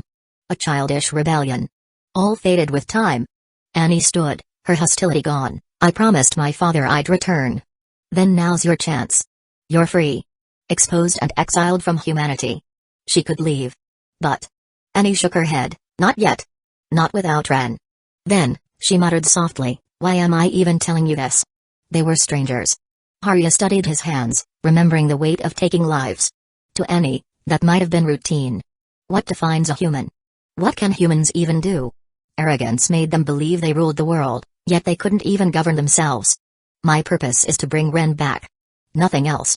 They'll hunt you, Haruya warned, a traitor like you? You're worth more alive than dead. I've made my choice. She persisted. Stubborn. He chuckled, for me, bringing you here is enough. I won't interfere further. Not that I'll have the chance. Stars dotted the twilight sky. The titans below grew sluggish in the dark. How will you return? Annie asked. Not your concern. The evening wind carried the scent of pine and earth. Haruya just wanted his ordinary life back. This world was fascinating, but it wasn't home. Still, staying a little longer wouldn't hurt. Annie, he said, offering his hand, you want to go home? To take Ren? Then. Good luck. Annie fell silent for a moment, then she clasped his hand, her grip firm. To think my captor would be you. Her laugh held no malice, just weary relief. The wind swept her hair aside as distant torchlight flickered between the trees. Horses? Voices? Had the Survey Corps dared to pursue them at night? Then. Mission complete, Nambu Haruya, the supreme deity's voice echoed in his head. Wait. Not yet. Initiating transfer, even if he stayed, he couldn't change Annie's fate. Her path was set. Get home safely. Haruya. Her final words reached him as the world dissolved. No matter the world. Everyone fights so desperately to survive. Chapter 76, Human thoughts and decisions change in the blink of an eye, like flipping through the pages of a book. Before long, you turn to a new chapter, and the story you just read fades from memory. For most people, books are just like that. Once read, they slowly sink into the sea of forgotten things. Unless it's something truly special, no one mourns their loss. That's just how humans are. Always discarding the past, and so, the glowing orb above, the supreme deity, continued, nostalgia like yours isn't normal for a human. Ordinary people don't grieve for strangers. Even if they do, it's fleeting. Just a passing thought like, ah, how unfortunate. But you? You're still hung up on that world story. I'm just pissed about being yanked back so suddenly. I don't care as much as you think. I just believe in seeing things through to the end. Seeing things through? What a strange way to put it. Entering that world to capture the female titan was the beginning. Succeeding was the end. What's left unresolved? Logically, that was correct. But Haruya couldn't accept it. Completing the mission wasn't the same as achieving his goal. Beyond the task, he wanted to change himself, to return to his own world. To change, he needed to accomplish something, like fighting alongside Annie in that world. Why? Simple. He wanted to see if she could defy fate. After all, Haruya's own struggle was about rebelling against the world. If he could witness even one success, wouldn't that offer some solace? Looking back, Haruya had never regretted anything so much. Taking Annie to the forest of giant trees, completing the mission, then being summoned back. Was that really the best outcome? Stop dwelling on the past. As a human, you should look forward. Isn't that how humanity progresses? If people clung to stagnation, they'd never have advanced this far. This isn't dwelling on the past. It's a mission I have to finish. I hate loose ends, especially when I'm the one who dragged Annie into that forest. So what? Do you want to go back? At this point, humanity is surely clashing with the female Titan. Based on world line predictions, she'll lose. She'll be captured. The Supreme Deity's voice grew clearer as he floated closer. In this vast, empty plaza, his synthetic tone continued, changing a world isn't something one person can do. To maintain balance, the world self-corrects. You know this. Unless of course the changes are minor. For example, your Titan rampage killed many, but since it didn't affect key events, the world ignored it. But if you'd killed Mikasa or Armin, the death of pivotal characters would drastically alter the future. Worst case? The world resets. Like your checkpoint ability. That is, it might revert to its initial state. That's overkill. You're saying the world would restart? From the Big Bang? Foolish human, not to that extent. If the world doesn't reset, there's only one explanation: the timeline you entered was always meant to unfold that way. Understand? Obviously. Different worlds, different branches. Parallel universes, right? There's only one universe. The parallel aspect lies in its dimensional layers. But never mind, that's too complex to explain now. Switching to a lighter tone, he added, if a transmigrator seduces a main heroine, two outcomes arise: the world changes, adapting to the new timeline, or the timeline holds, and the world erases the disruption. In short, if some delusional traveler builds a harem, the world might erase him along with the mess. I see. So unless it's a flexible world, reckless romancing is suicide. Precisely. If you're into that, pray you land in the first type, a world that changes with the traveler's actions, not one that erases them. Travelers aren't just visitors. They're variables. They decide a world's fate. Of course, absurd behavior gets corrected. Those kinds of travelers deserve to vanish. Then how do I tell which type of world I'm in? In a mutable world, your actions cause ripple effects. In a fixed one, changes are subtly undone until a full reset is needed, so the Attack on Titan world was fixed. That's why Haruya couldn't alter its course. Not that it mattered. Even in a mutable world, courting Mikasa would have been a death wish. With travelers multiplying, worlds are growing stricter. Best avoid stupidity. If there are so many travelers, why is this place so empty? It's just you and me. Haruya glanced around the desolate expanse. Maybe you should visit the Supreme Deity next door. I have standards. Got a problem? What's so special about me, then? Your idiocy. Or perhaps your naivety. Naivety, huh? If I could kill you, I'd try. Oh? Should I take human form and fight you? I'll go easy on you and borrow Saitama's abilities. Don't joke. That's just plain cheating. Saitama, the protagonist of One Punch Man, wasn't just strong, he was a walking paradox. A man who treated planets like playthings. If Haruya had that power, numerous worlds would be his toy box. Back on topic. Nangu Haruya, do you want to return to that world?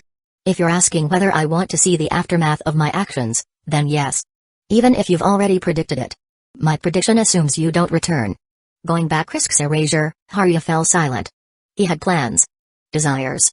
But was returning truly the right choice? Then let me ask you this, what? Humans love to say justice prevails. Victors become justice incarnate. Think of Liu, Oda Nobunaga, Caesar. What's your take on them? My take? On what? Their life's work. Their so-called justice. Without waiting, the Supreme Deity added, they clung to their ideals, achieved greatness, but how did it end? Most never become kings, but those who chase justice are fools. In the end, tragedy awaits. Heroes rarely live to see their legacy. Haruya scoffed at the implied warning. But that world had its own path. He had their saved data. So, no. I won't interfere. Not now. Not now. So you will later? Haruya raised his hand, smirking at the Supreme Deity's taunting tone. Of course. Once I become a god. Oh? Oh? It's possible, isn't it? Because my justice is to become a god. That way, I'll have everything. The most audacious declaration a traveler could make. As for the outcome, that remained to be seen. Chapter 77, Prologue. Evil is justice. The change came suddenly. What appeared before him was Allocation, waiting at one's leisure. This was an empty space, a place without blue skies, solid ground, or boundaries. In his field of vision, there wasn't a single other human like himself. Apart from him, no other living beings existed here. There were no other life forms except for one special presence. As one of those humans who always looks forward, stop being so lost, will you? Don't dwell on such complicated questions. You're making it hard for me to find a good moment to appear. Won't the audience find this boring? What kind of moment to appear is that? And what audience? We're not performing a comedy skit here. I've said it before, the place we're in isn't what you imagine. You should know that, right? To put it simply, it's like a world within a world within a world, a world within a world within a world? Like the movie The 13th Floor? In that film, the protagonist creates a virtual world, only to realize that his own world is also virtual. That's why once you start pondering a complicated question, you'll keep getting dragged deeper into it until even more questions arise. As the saying goes, misfortune never comes singly. With that, the supreme deity's glow brightened considerably. Before Haruya, an iron griddle, a stove, and 2 chairs materialized. Let's enjoy some teppanyaki together, a little reward before your next mission begins. Who knows, I might even throw in some bonus content or fan service. Haruya felt no joy at the mention of bonus content or fan service. Compared to desperately completing missions in endless worlds, he'd much prefer a leisurely one. But if he wanted to return to his home world, he had no choice but to obey the supreme deity at the moment. Looking at the tools and food before him, Haruya sat in one of the chairs. The supreme deity, still in his orb form, hovered over the seat opposite him. Honestly, talking to him in this state felt a bit odd. But if he were to take on a humanoid form, Haruya suspected he'd find it even harder to adjust. To Haruya, the supreme deity was a machine, an intelligence far surpassing humans. There was no way he could see it as human. If the beef humans ate came from cows that looked just like people, who could possibly eat it without hesitation? In other words, if the supreme deity appeared before him in a form resembling a human, Haruya wouldn't be able to maintain his current mindset. His perception of him would inevitably change. Ultimately, Haruya wanted to keep seeing the supreme deity as a cold-blooded, knowledge-obsessed bastard. Good. Let's enjoy this teppanyaki in harmony. By the way I eat is by erasing the food and then recreating it as waste. After all, isn't that how humans do it? Don't make it sound so abstract. True enough, humans were creatures who consumed delicious things and turned part of it into waste. But setting that aside, Haruya placed what looked like delicious, fresh meat onto the heated griddle and asked, though it's not really my concern, nor something I can decide, what's the point of sending me into these endless worlds? Now that's a philosophical question. Doesn't your human society have so-called thrill seekers? People who commit crimes just for the fun of it? Of course, I'm not like that. I don't find any joy in such actions. In fact, I don't really understand the concept of joy itself. Haruya, what makes you happy? Naked girls? Naked girls? Or naked boys? Don't treat me like some lust-driven degenerate. That last option is just wrong. And don't change the subject, answer my question. What's the meaning behind sending me into these worlds? Like I said, don't overcomplicate things. Being too smart isn't always good for humans. Wait, no. You're not smart, Haruya. You're just stubborn. Even if I told you the purpose, what would change? What would change? Haruya couldn't give a good answer to that. The supreme deity was right. Even if he understood the meaning behind these endless worlds, it wouldn't matter. This could be a trial to select suitable candidates, or just a prank by some god. The possibilities were endless. If he kept obsessing over these details, he'd eventually drown in an unsolvable mystery. But since you want to know, I'll explain it in terms you might be familiar with. Humans have 7 deadly sins: gluttony, lust, greed, wrath, sloth, envy, and pride. How many do you think you've committed? As a model citizen, I've only ever been guilty of a little pride now and then. A typical answer. But as long as you're human, you'll inevitably commit all 7 at some point. So, what do you think is the way to atone for these sins? Haruya had heard of the punishments: gluttony, force-feeding rats, toads, and snakes; greed, boiling in oil; sloth, being thrown into a snake pit. But generally, those were just medieval punishments for criminals. They aren't really connected to the 7 sins. Still, what was the supreme deity getting at? Did each world represent a different sin? No way. It couldn't be that serious. These worlds were full of fun and challenges. He doubted the supreme deity was steering the conversation towards something so dark. Never mind. That analogy wasn't quite right. Honestly, I'd prefer if you completed your missions based on your own thoughts. That way, I can gather more data. Information born from humans, not just words. Even if the deity could create anything here, he believed only real humans were worth studying. That was why Haruya was still here. But couldn't he create life forms too? Perhaps the reason was that the supreme deity's created life forms carried his own subjective consciousness and concepts. If so, they wouldn't be true humans. That's right, they'd just be inferior versions of the supreme deity wearing human skins. By now, the meat on the griddle was giving off a richer aroma. Haruya sprinkled some seasoning over it, making the smell even more enticing. It had been a while since he'd had a proper meal. Though in this timeless world, he couldn't be sure if it was lunchtime. He was just imagining it for convenience. Anyway, humans are the most interesting beings. Do you want some rice and vegetables now? Just meat would be a bit monotonous, I don't mind, but isn't this the essence of teppanyaki? The aroma of meat alone is enough to conquer all. The appeal of teppanyaki isn't just grilling meat, it's the freedom to throw in all kinds of ingredients. Teppanyaki was invented in Spain during the 15th or 16th century. Because Spain had advanced maritime trade, its sailors often traveled the world. Life at sea was dull, so they passed the time by fishing and grilling their catch, the earliest form of teppanyaki. This cooking method later spread to the Americas, Mexico and California, via Spanish colonists. In the early 20th century, a Japanese American introduced it to Japan, refining it into the teppanyaki we know today. After hearing the deity's explanation, Haruya shrugged. After all that, can we eat now? Of course. Soon, your next journey will begin. What kind of journey was that supposed to be? Haruya picked up a slice of meat with his chopsticks. It was still sizzling, droplets of oil sliding off its surface. After blowing on it a few times, he popped it into his mouth and asked, "So, what's the next world? Can't it be something slower paced?" That has nothing to do with pacing. Besides, resting here for a few hours is equivalent to days of rest. Your consciousness won't feel it, but your body will. You're saying stranger and stranger things, Supreme Deity-san. I'm just experimenting with different styles. Anyway, I've already decided on your next world. The deity's tone turned serious. This won't be a leisurely experience. The mission you'll undertake won't be easy, so what's the mission? What world? After finishing his fifth slice of meat, Haruya set down his chopsticks and placed some vegetables on the griddle. In truth, it's less of a mission and more of a performance. Performance? Was it sending him into some idol anime? If so, I'm not exactly an idol anime fan, but being thrown into Love Live wouldn't be bad. Or becoming a producer in the Idol Master. Wake up, girls. Would be fine too. Haruya thought for a moment, then continued, Macross is acceptable. And I don't hate Symphogear either. Don't lie. You know way too much about this. Nico and all that? Ugh.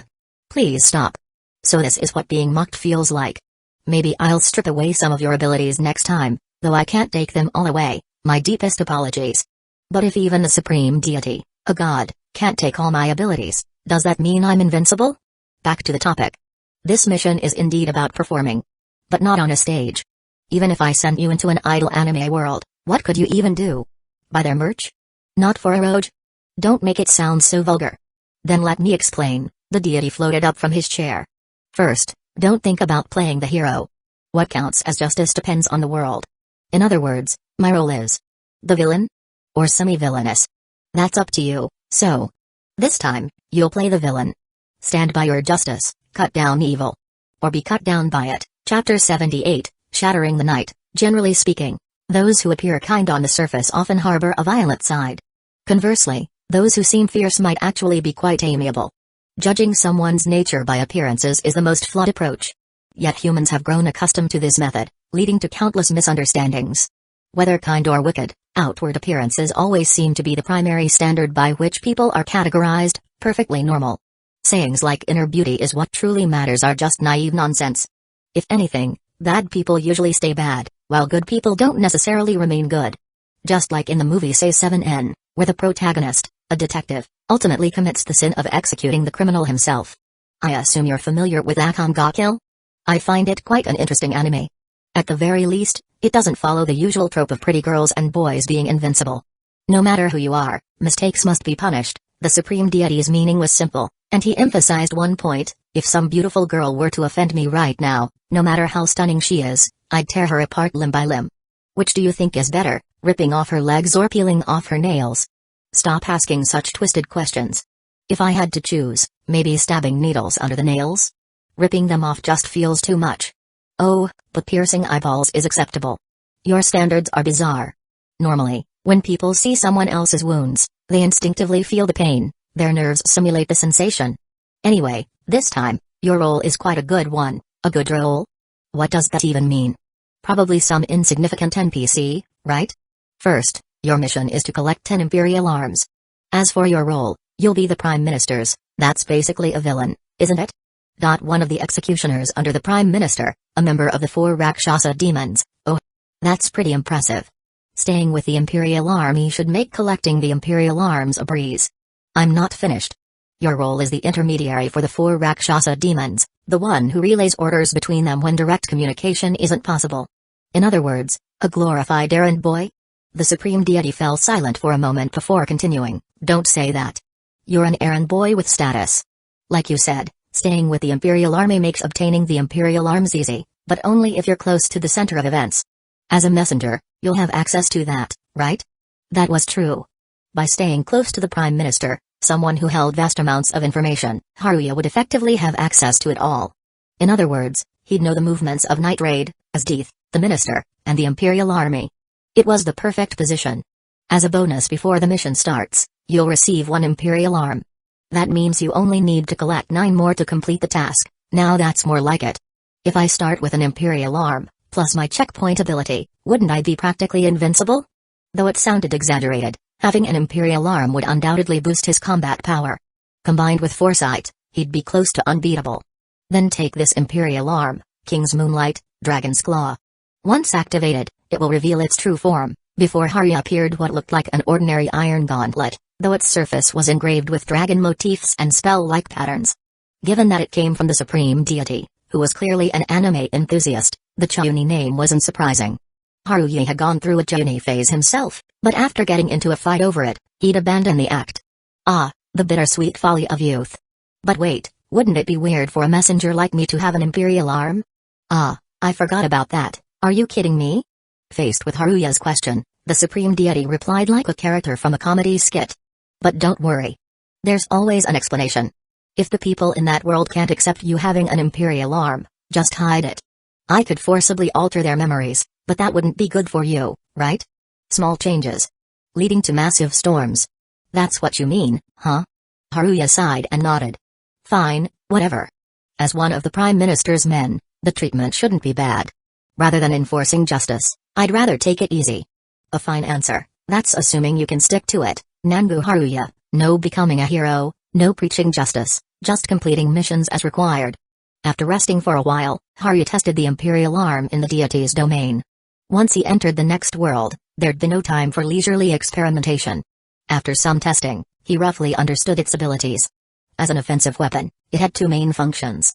Its form would change when activated, expanding to cover his right shoulder and arm, with blades and crimson-black patterns appearing alongside it. First ability, multiplier enhancement. As the name suggested, it could amplify physical capabilities at the cost of mental energy. The upper limit was 100x, but Haruya could barely handle 20x before cancelling it. Second ability, Twin Claw Strike. Not as literal as it sounded. It allowed a single attack to land twice. Simple enough. Finally, the defensive skill Moonlight Dragon boosted overall resilience, redirecting all damage to multiplier enhancement. In short, it was like a buffed counterattack. No matter how he looked at it, this was a close combat-focused Imperial arm. Ugh, this sucks. Well then, it's time to depart. Don't let yourself be shackled by past convictions. The world of Attack on Titan is over for you. No, it's not. Haruya rejected the deity's words. The reason? He still had a checkpoint saved for Attack on Titan, though its location was questionable. In short, given the chance, he could return. You really don't know when to quit. Let's just get started. Even if my role is on the side of evil, I can still mess around a little, right? Haruya examined his right hand, planning to conceal the Imperial arm under a cloak. The reason he wanted to mess around was simple. To collect the Imperial arms, he couldn't just sit back. Even with the Prime Minister's intelligence network, staying a mere messenger wouldn't cut it. World confirmed. Transfer commencing, a monotone voice rang out. Haruya closed his eyes, ready to enter the next world. To return to the past, to change the present, he had to keep completing these missions. This was his duty, his obligation, an adventure brimming with excitement. Was anyone looking forward to such a life? Did anyone desire such developments? Haruya couldn't answer. Right now, His feelings toward his circumstances were a mix of love and hate. Nighttime. Before him was a cliff, below it stretched an endless sea of trees and towering mountains that blocked the view. The wind brushed past him. From the forest behind came the sounds of various animals. Amid the chilly woods, a narrow path wound its way through. The moon was obscured by thick clouds, leaving only a dim, hazy glow. The wind swayed the treetops, producing a slow, rustling sound. The forest was dense. No matter where he looked, he couldn't see far into its depths. However, the map and letter in his hands provided some clues. The map wasn't detailed, but it was easy to understand, marking a route out of here. Tucking the map into his coat, Haruya examined the unaddressed envelope. Without hesitation, he opened it. Mission complete. The dissenting officials and their families have been disposed of as ordered, drowned in the river. Those who fled have also been confirmed dead. The recipient was undoubtedly Prime Minister Honest. The sender? One of the 4 Rakshasa demons? As he pondered, Haruya. Checkpoint, reload. Loaded a checkpoint? The envelope in his hands returned to its unopened state. What a dark world. Truly, humans were the most terrifying monsters. With that thought, Haruya stored the envelope and map, then turned toward the forest. Along the way, he wrapped his right arm in bandages to conceal the imperial arm. It's pretty far. After walking for some time, Haruya finally reached a main road. Since this was a secret missive, was he not even allowed to take a carriage? Just then, he heard cries for help from around the bend. Who are you? What do you want? I don't have much money. No, stop. Someone, help us. Quickening his pace, Haruya hid behind a tree and spotted a carriage stopped by the roadside. The coachman's corpse lay beneath the driver's seat. Nearby were 2 children and their mother, or so it seemed to Haruya. The assailants numbered only 3, dressed in rough clothing and armed with swords and cleavers, just ordinary bandits. One of them was tearing at the woman's clothes, leering obscenely. People like this exist everywhere. Haruya looked at his right hand, might as well test it out. Uncertain of his control, he opted for a stealthy approach, circling behind one of the bandits.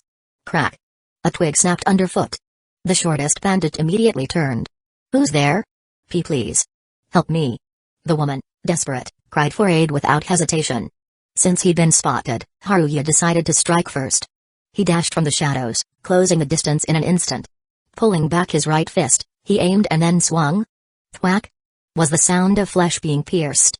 Haruya's fist tore straight through the bandit's torso. Blood gushed forth. Whap! The bandit's words died in his throat. 1 down, 2 to go. That's stronger than I expected. Wiping blood from his face with his left hand, Haruya remained unfazed. If anything, it stuck. His arm was lodged inside the bandit's body. If the punch was that powerful, shouldn't the hole be bigger? The remaining 2 bandits finally reacted, raising their weapons and charging. Come on. With a sharp tug, Haruya yanked his arm free, bringing with it something grotesque. A spine, and bits of organs. Drenched in blood, gripping viscera, bathed in pale moonlight. Haruya looked like a bloodthirsty demon. The 2 bandits froze mid-charge, their weapons lowering. Ghost. They turned and fled into the forest. The woman and children cowered behind the carriage. Haruya tossed the gory remains aside and softened his tone. You're safe now. Trembling, the woman stepped forward. When she saw the carnage beside Haruya, her face turned even paler. Noticing her attire, which he hadn't clearly seen in the dark, Haruya tilted his head. A nun. Why yes. She nodded shakily, pointing ahead. Our church isn't far. You are a passing hero. Could I call himself that? Haruya pondered, then looked at his fist. Just what else can this right hand crush? Chapter 79. The invisible light. The forest at night was desolate, the occasional sounds forcing one to remain vigilant. From time to time, the howl of a wolf echoed from deep within the woods, as if declaring this territory its own, rallying its pack for the hunt. Seated in the driver's seat of the carriage, Haruya checked that his right hand was freshly bandaged before surveying his surroundings, wary of any sudden ambush. Beside him was the nun who had taken over driving the carriage. She is called Cicely, Sister Cicely. What concerned Haruya now was how long it would actually take to reach the imperial capital. The letter in his possession needed to be delivered to the minister as soon as possible. Nangu-san, may I call you that? Why were you traveling alone on such a dark forest road so late at night? Not only could you have encountered bandits like earlier, but there are also monsters lurking about. Inquired Sister Cicely. Haruya nodded. I know. The thing is, my carriage broke down midway, and I needed to deliver something important quickly. That's why I chose to travel at night. I see. That must have been difficult. Still, thanks to you Nangu-san, We were able to make it safely. Sister Cicely spoke softly, the swaying oil lamp above the driver's seat casting light on her profile. She appeared to be a rather young nun. Squinting slightly under the flickering light, she focused on the road ahead. Driving through this empty, lonely forest path carried a certain melancholy. To dispel the oppressive atmosphere, Haruya posed a question, even if he might not receive an answer. Then why were you traveling so late? We were attending an exchange meeting organized by various churches. Some overcrowded churches send orphans to others with fewer staff to ease the burden. These children came from the Western, Chrono, Church. I see. Will you also be going to the capital? At the mention of the capital, Sister Cicely's shoulders trembled slightly, as if the very word was unwelcome. We don't go to the capital often. Necessary supplies are provided by traveling merchants, some of whom pass by regularly. Are you from the capital, Nangu-san?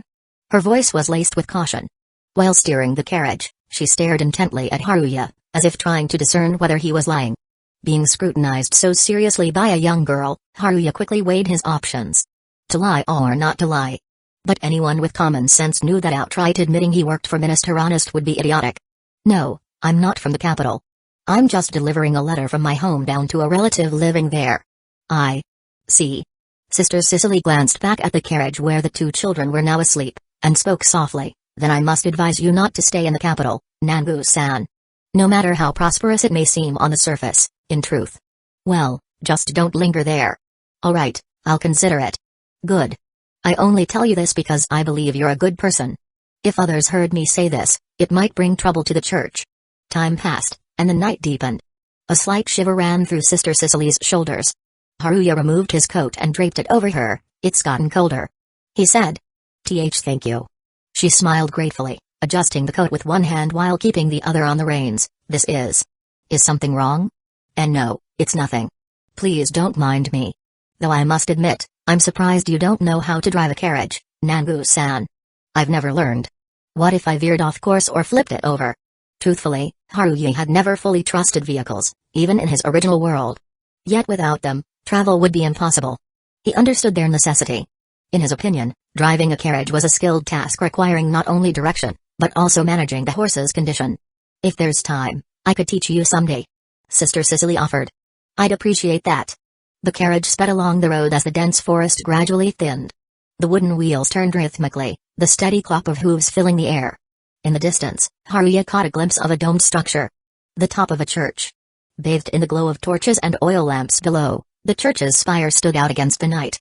That's our church. There's one priest, 4 nuns including myself, and 16 children. Her gaze softened as she glanced back at the sleeping children. Taking the left fork at the crossroads, the carriage jostled along the uneven path before finally arriving at the church's iron gates. 2 nuns stood at the entrance, deep in conversation. Upon spotting Sister Cicely, they hurriedly swung the gates open, the hinges creaking as they revealed a seamless stone-paved path. Not bad at all. Haruya thought. Sister Cicely. Why are you so late? Did something happen? We were worried sick. The 2 nuns bombarded her with questions, forcing her to explain everything. Only after the explanation did they turn their attention to Haruya, their expressions unreadable. Nangu-san, could you lend a hand? Sister Cicely beckoned. Of course. The other sisters will take the children inside. The priest is probably still in the chapel and won't come out for a while.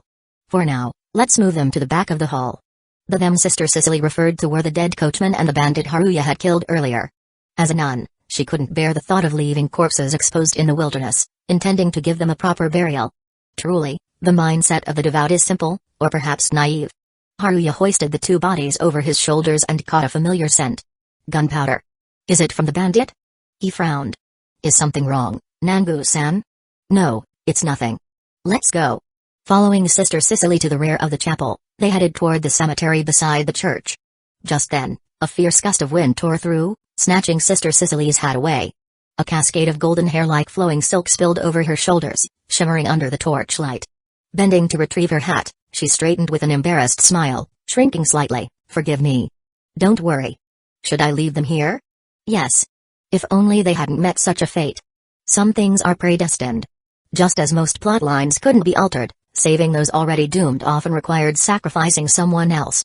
Haruya had learned this from Steins Gate, though his interpretation might not be entirely accurate. With the matter settled, he prepared to leave, only for Sister Cicely to stop him. Nangu-san, Why not rest here for the night? Traveling at night is dangerous. Tomorrow, a merchant caravan should pass through. You could join them to the capital. Would that be alright? I'm sure the priest won't mind. There are plenty of empty rooms, which is why we take in children from other churches. Fair enough. Haruya nodded, though he couldn't shake the unease from earlier. Something feels off. Sister Cicely led him to a wooden annex beside the church, its aged walls covered in ivy. Inside, however, it was immaculate. Stopping at a door beside a second-floor staircase, she gestured inside. Please make yourself comfortable here. I'll inform the priest. I'll come for you tomorrow. Would you like supper? No, I'm not hungry. Thank you. Then, once again, thank you for saving us earlier. With a final bow, she left. Haruya exhaled, tossing his coat onto a chair before collapsing onto the bed. The ceiling was adorned with floral patterns resembling summer blossoms, while the scent of flowers from a nearby vase lulled him toward sleep. Before long, his consciousness began to blur. Am I that tired? Rolling onto his side, he stared at the door just as footsteps approached outside. Attempting to rise, he lost his balance and tumbled to the floor. This isn't exhaustion. As if his fall had been a signal, the door burst open. No, it was kicked open. Now. Leading the charge was Sister Cicely, wielding a long sword. Behind her stood a man, likely the priest. You. Before Haruya could finish, the priest raised a gun. You're from the Empire, aren't you? That coat bears a noble's insignia. The coat? Twisting his neck, Haruya spotted the emblem near the shoulder. Is it really a noble's? Then it hit him. The gunpowder scent. Had that carriage been transporting explosives? Before he could ponder further, the priest pulled the trigger. The bullet. Never fired. A towering man swatted it aside effortlessly, roaring, "Unshackle your soul." The next instant, the priest's upper body was pulverized, splattering against the opposite wall like peanut butter. Sister Cicely screamed, her voice shrill with terror, and no. Stop. Her cry lasted only a second. A gust of wind brushed past Haruya, followed by the sickening crack of breaking bone. Sister Cicely's head spun a full 360 degrees. Holding her limp body aloft, the shirtless man, his own head tilted at an unnatural angle, spoke coldly, "You're careless, Nan." These were Revolutionary Army spies. It was one of the 4 Rakshasa demons. Outside, screams erupted, punctuated by explosions and the roar of flames. The world beyond the room was engulfed in fire. The man who had crushed the priest now hauled Haruya to his feet. Seems the intel was off. Haruya. Haruya remained silent as the inferno outside threatened to consume the entire forest. That light was the invisible face of death. Chapter 80, Night of the 4 Rakshasa Demons. In an open space serving as a playground on the church's eastern side, 5 figures appeared. Among them, Nangu Haruya sat on the ground catching his breath and slapping his cheeks to clear his mind. Everything had happened too quickly for Haruya to fully comprehend, requiring careful sorting through lest it remain unresolved. First he had rescued Sister Cicely, who was transporting orphans to the church. He was then assigned a room only to be attacked by her and the priest after they noticed the insignia on his coat. This was everything Haruya had experienced. The rest was clear. Everyone in the church, including the orphans, had been executed by the 4 Rakshasa demons. Haruya recalled again that smell had indeed been gunpowder. Sister Cicely hadn't just brought orphans from other churches, but had also smuggled weapons here. As Ibara, one of the 4 Rakshasa demons, had just stated, these people were Revolutionary Army spies trying to establish a foothold near the capital to gradually erode it. That very same Ibara turned to face Haruya, firelight illuminating the blood staining his right cheek, and said, "You're too careless, Nan. You always drag yourself into unnecessary trouble. The Prime Minister favors you because of your exceptional intelligence-gathering skills, right? Nan. So that's what they call me here?" Haruya's gaze rested on Ibara. Wiping away the blood on his cheek, Ibara continued without waiting for Haruya's response, "But being this careless won't do. It's fortunate that some church members betrayed these people, otherwise it might have gotten troublesome." "What trouble?" "We could just liberate the souls of everyone in nearby churches." The towering Sten, another member of the 4 Rakshasa demons, said this while wiping grime and blood off himself with a sheet. He seemed completely indifferent to the slaughter that had just taken place. At this point, Suzuka, one of the 2 female members of the 4 Rakshasa demons who was also masochist, approached Haruya. Watching the church being gradually consumed by flames, Haruya asked, "Was this really necessary? What about those children?" "The children? Ah yes, I remember now. They stabbed at my arms and waist with knives and forks. Look here, even my chest area got scratched," Suzuka said as she displayed her chest to Haruya. "Please don't show me that, Suzuka-san." Haruya resisted. "What an innocent boy you are. But those children were too weak, their attacks didn't excite me at all. So I just snapped their necks. There was no point in prolonging their suffering. Speaking about murder in such a light tone, Sasuke rested her chin on her hand, but constantly doing cleanup work like this is rather boring. Sasuke, if you find the Prime Minister's orders boring, you don't have to participate. The speaker was Ms., the brown-skinned woman who had just emerged from a nearby room. Now all 4 Rakshasa demons were gathered here. Haruya felt somewhat uncomfortable with this situation, though he'd likely encounter it frequently from now on. After all, as one of Prime Minister Honest's subordinates, he would inevitably interact with both the Empire's elite and its dark underbelly. Sitting on the ground while putting some distance between himself and Sasuke, Haruya watched the church being gradually consumed by flames. The crimson fire seemed to scorch the sky itself. As the flames grew stronger, the church began collapsing from its left side. On this starless night, this place shone as bright as day, illuminated by the light of death. Standing up and dusting himself off, Haruya gazed at the sky behind him. Let's not waste any more time. Let's head for the capital now. No need to rush, Nan. We're quite interested in you as the Prime Minister's messenger. Sasuke said this while blocking Haruya's path. Just then, Mez, who had been sarcastically bantering with Sasuke earlier, had her stomach growl. Scratching her tawny hair, she clutched her stomach and said, "Ah.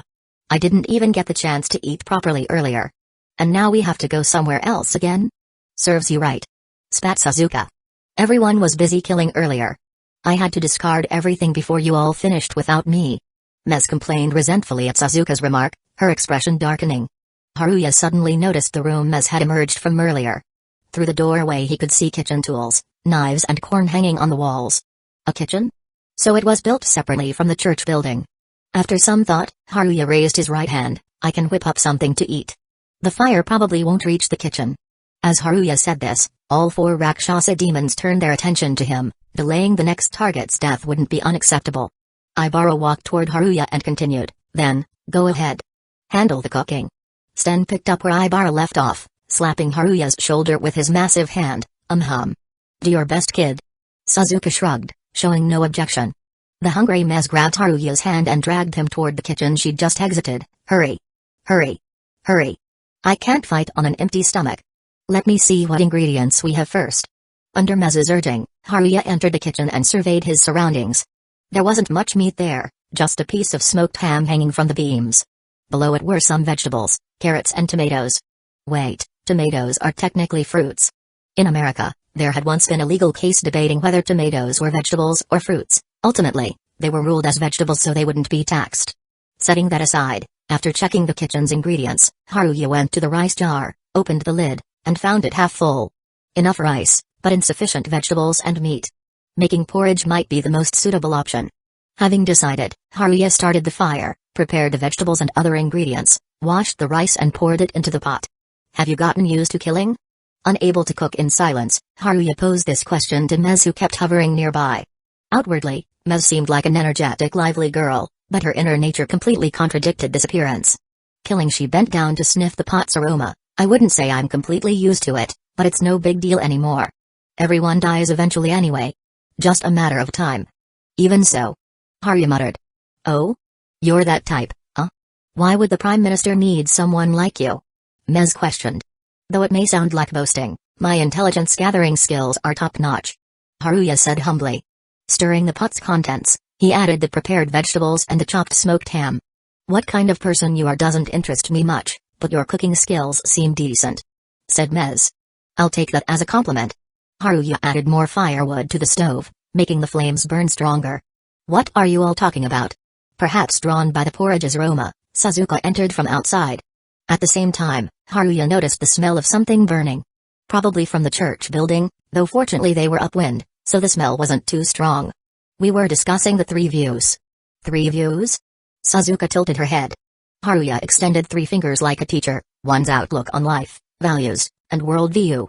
Those things are completely meaningless. Rather than pondering such abstract nonsense, focusing on reality is what smart people do. Sasuke circled around Haruya to peer into the pot of colorful porridge. "Looks not bad," she said in approval.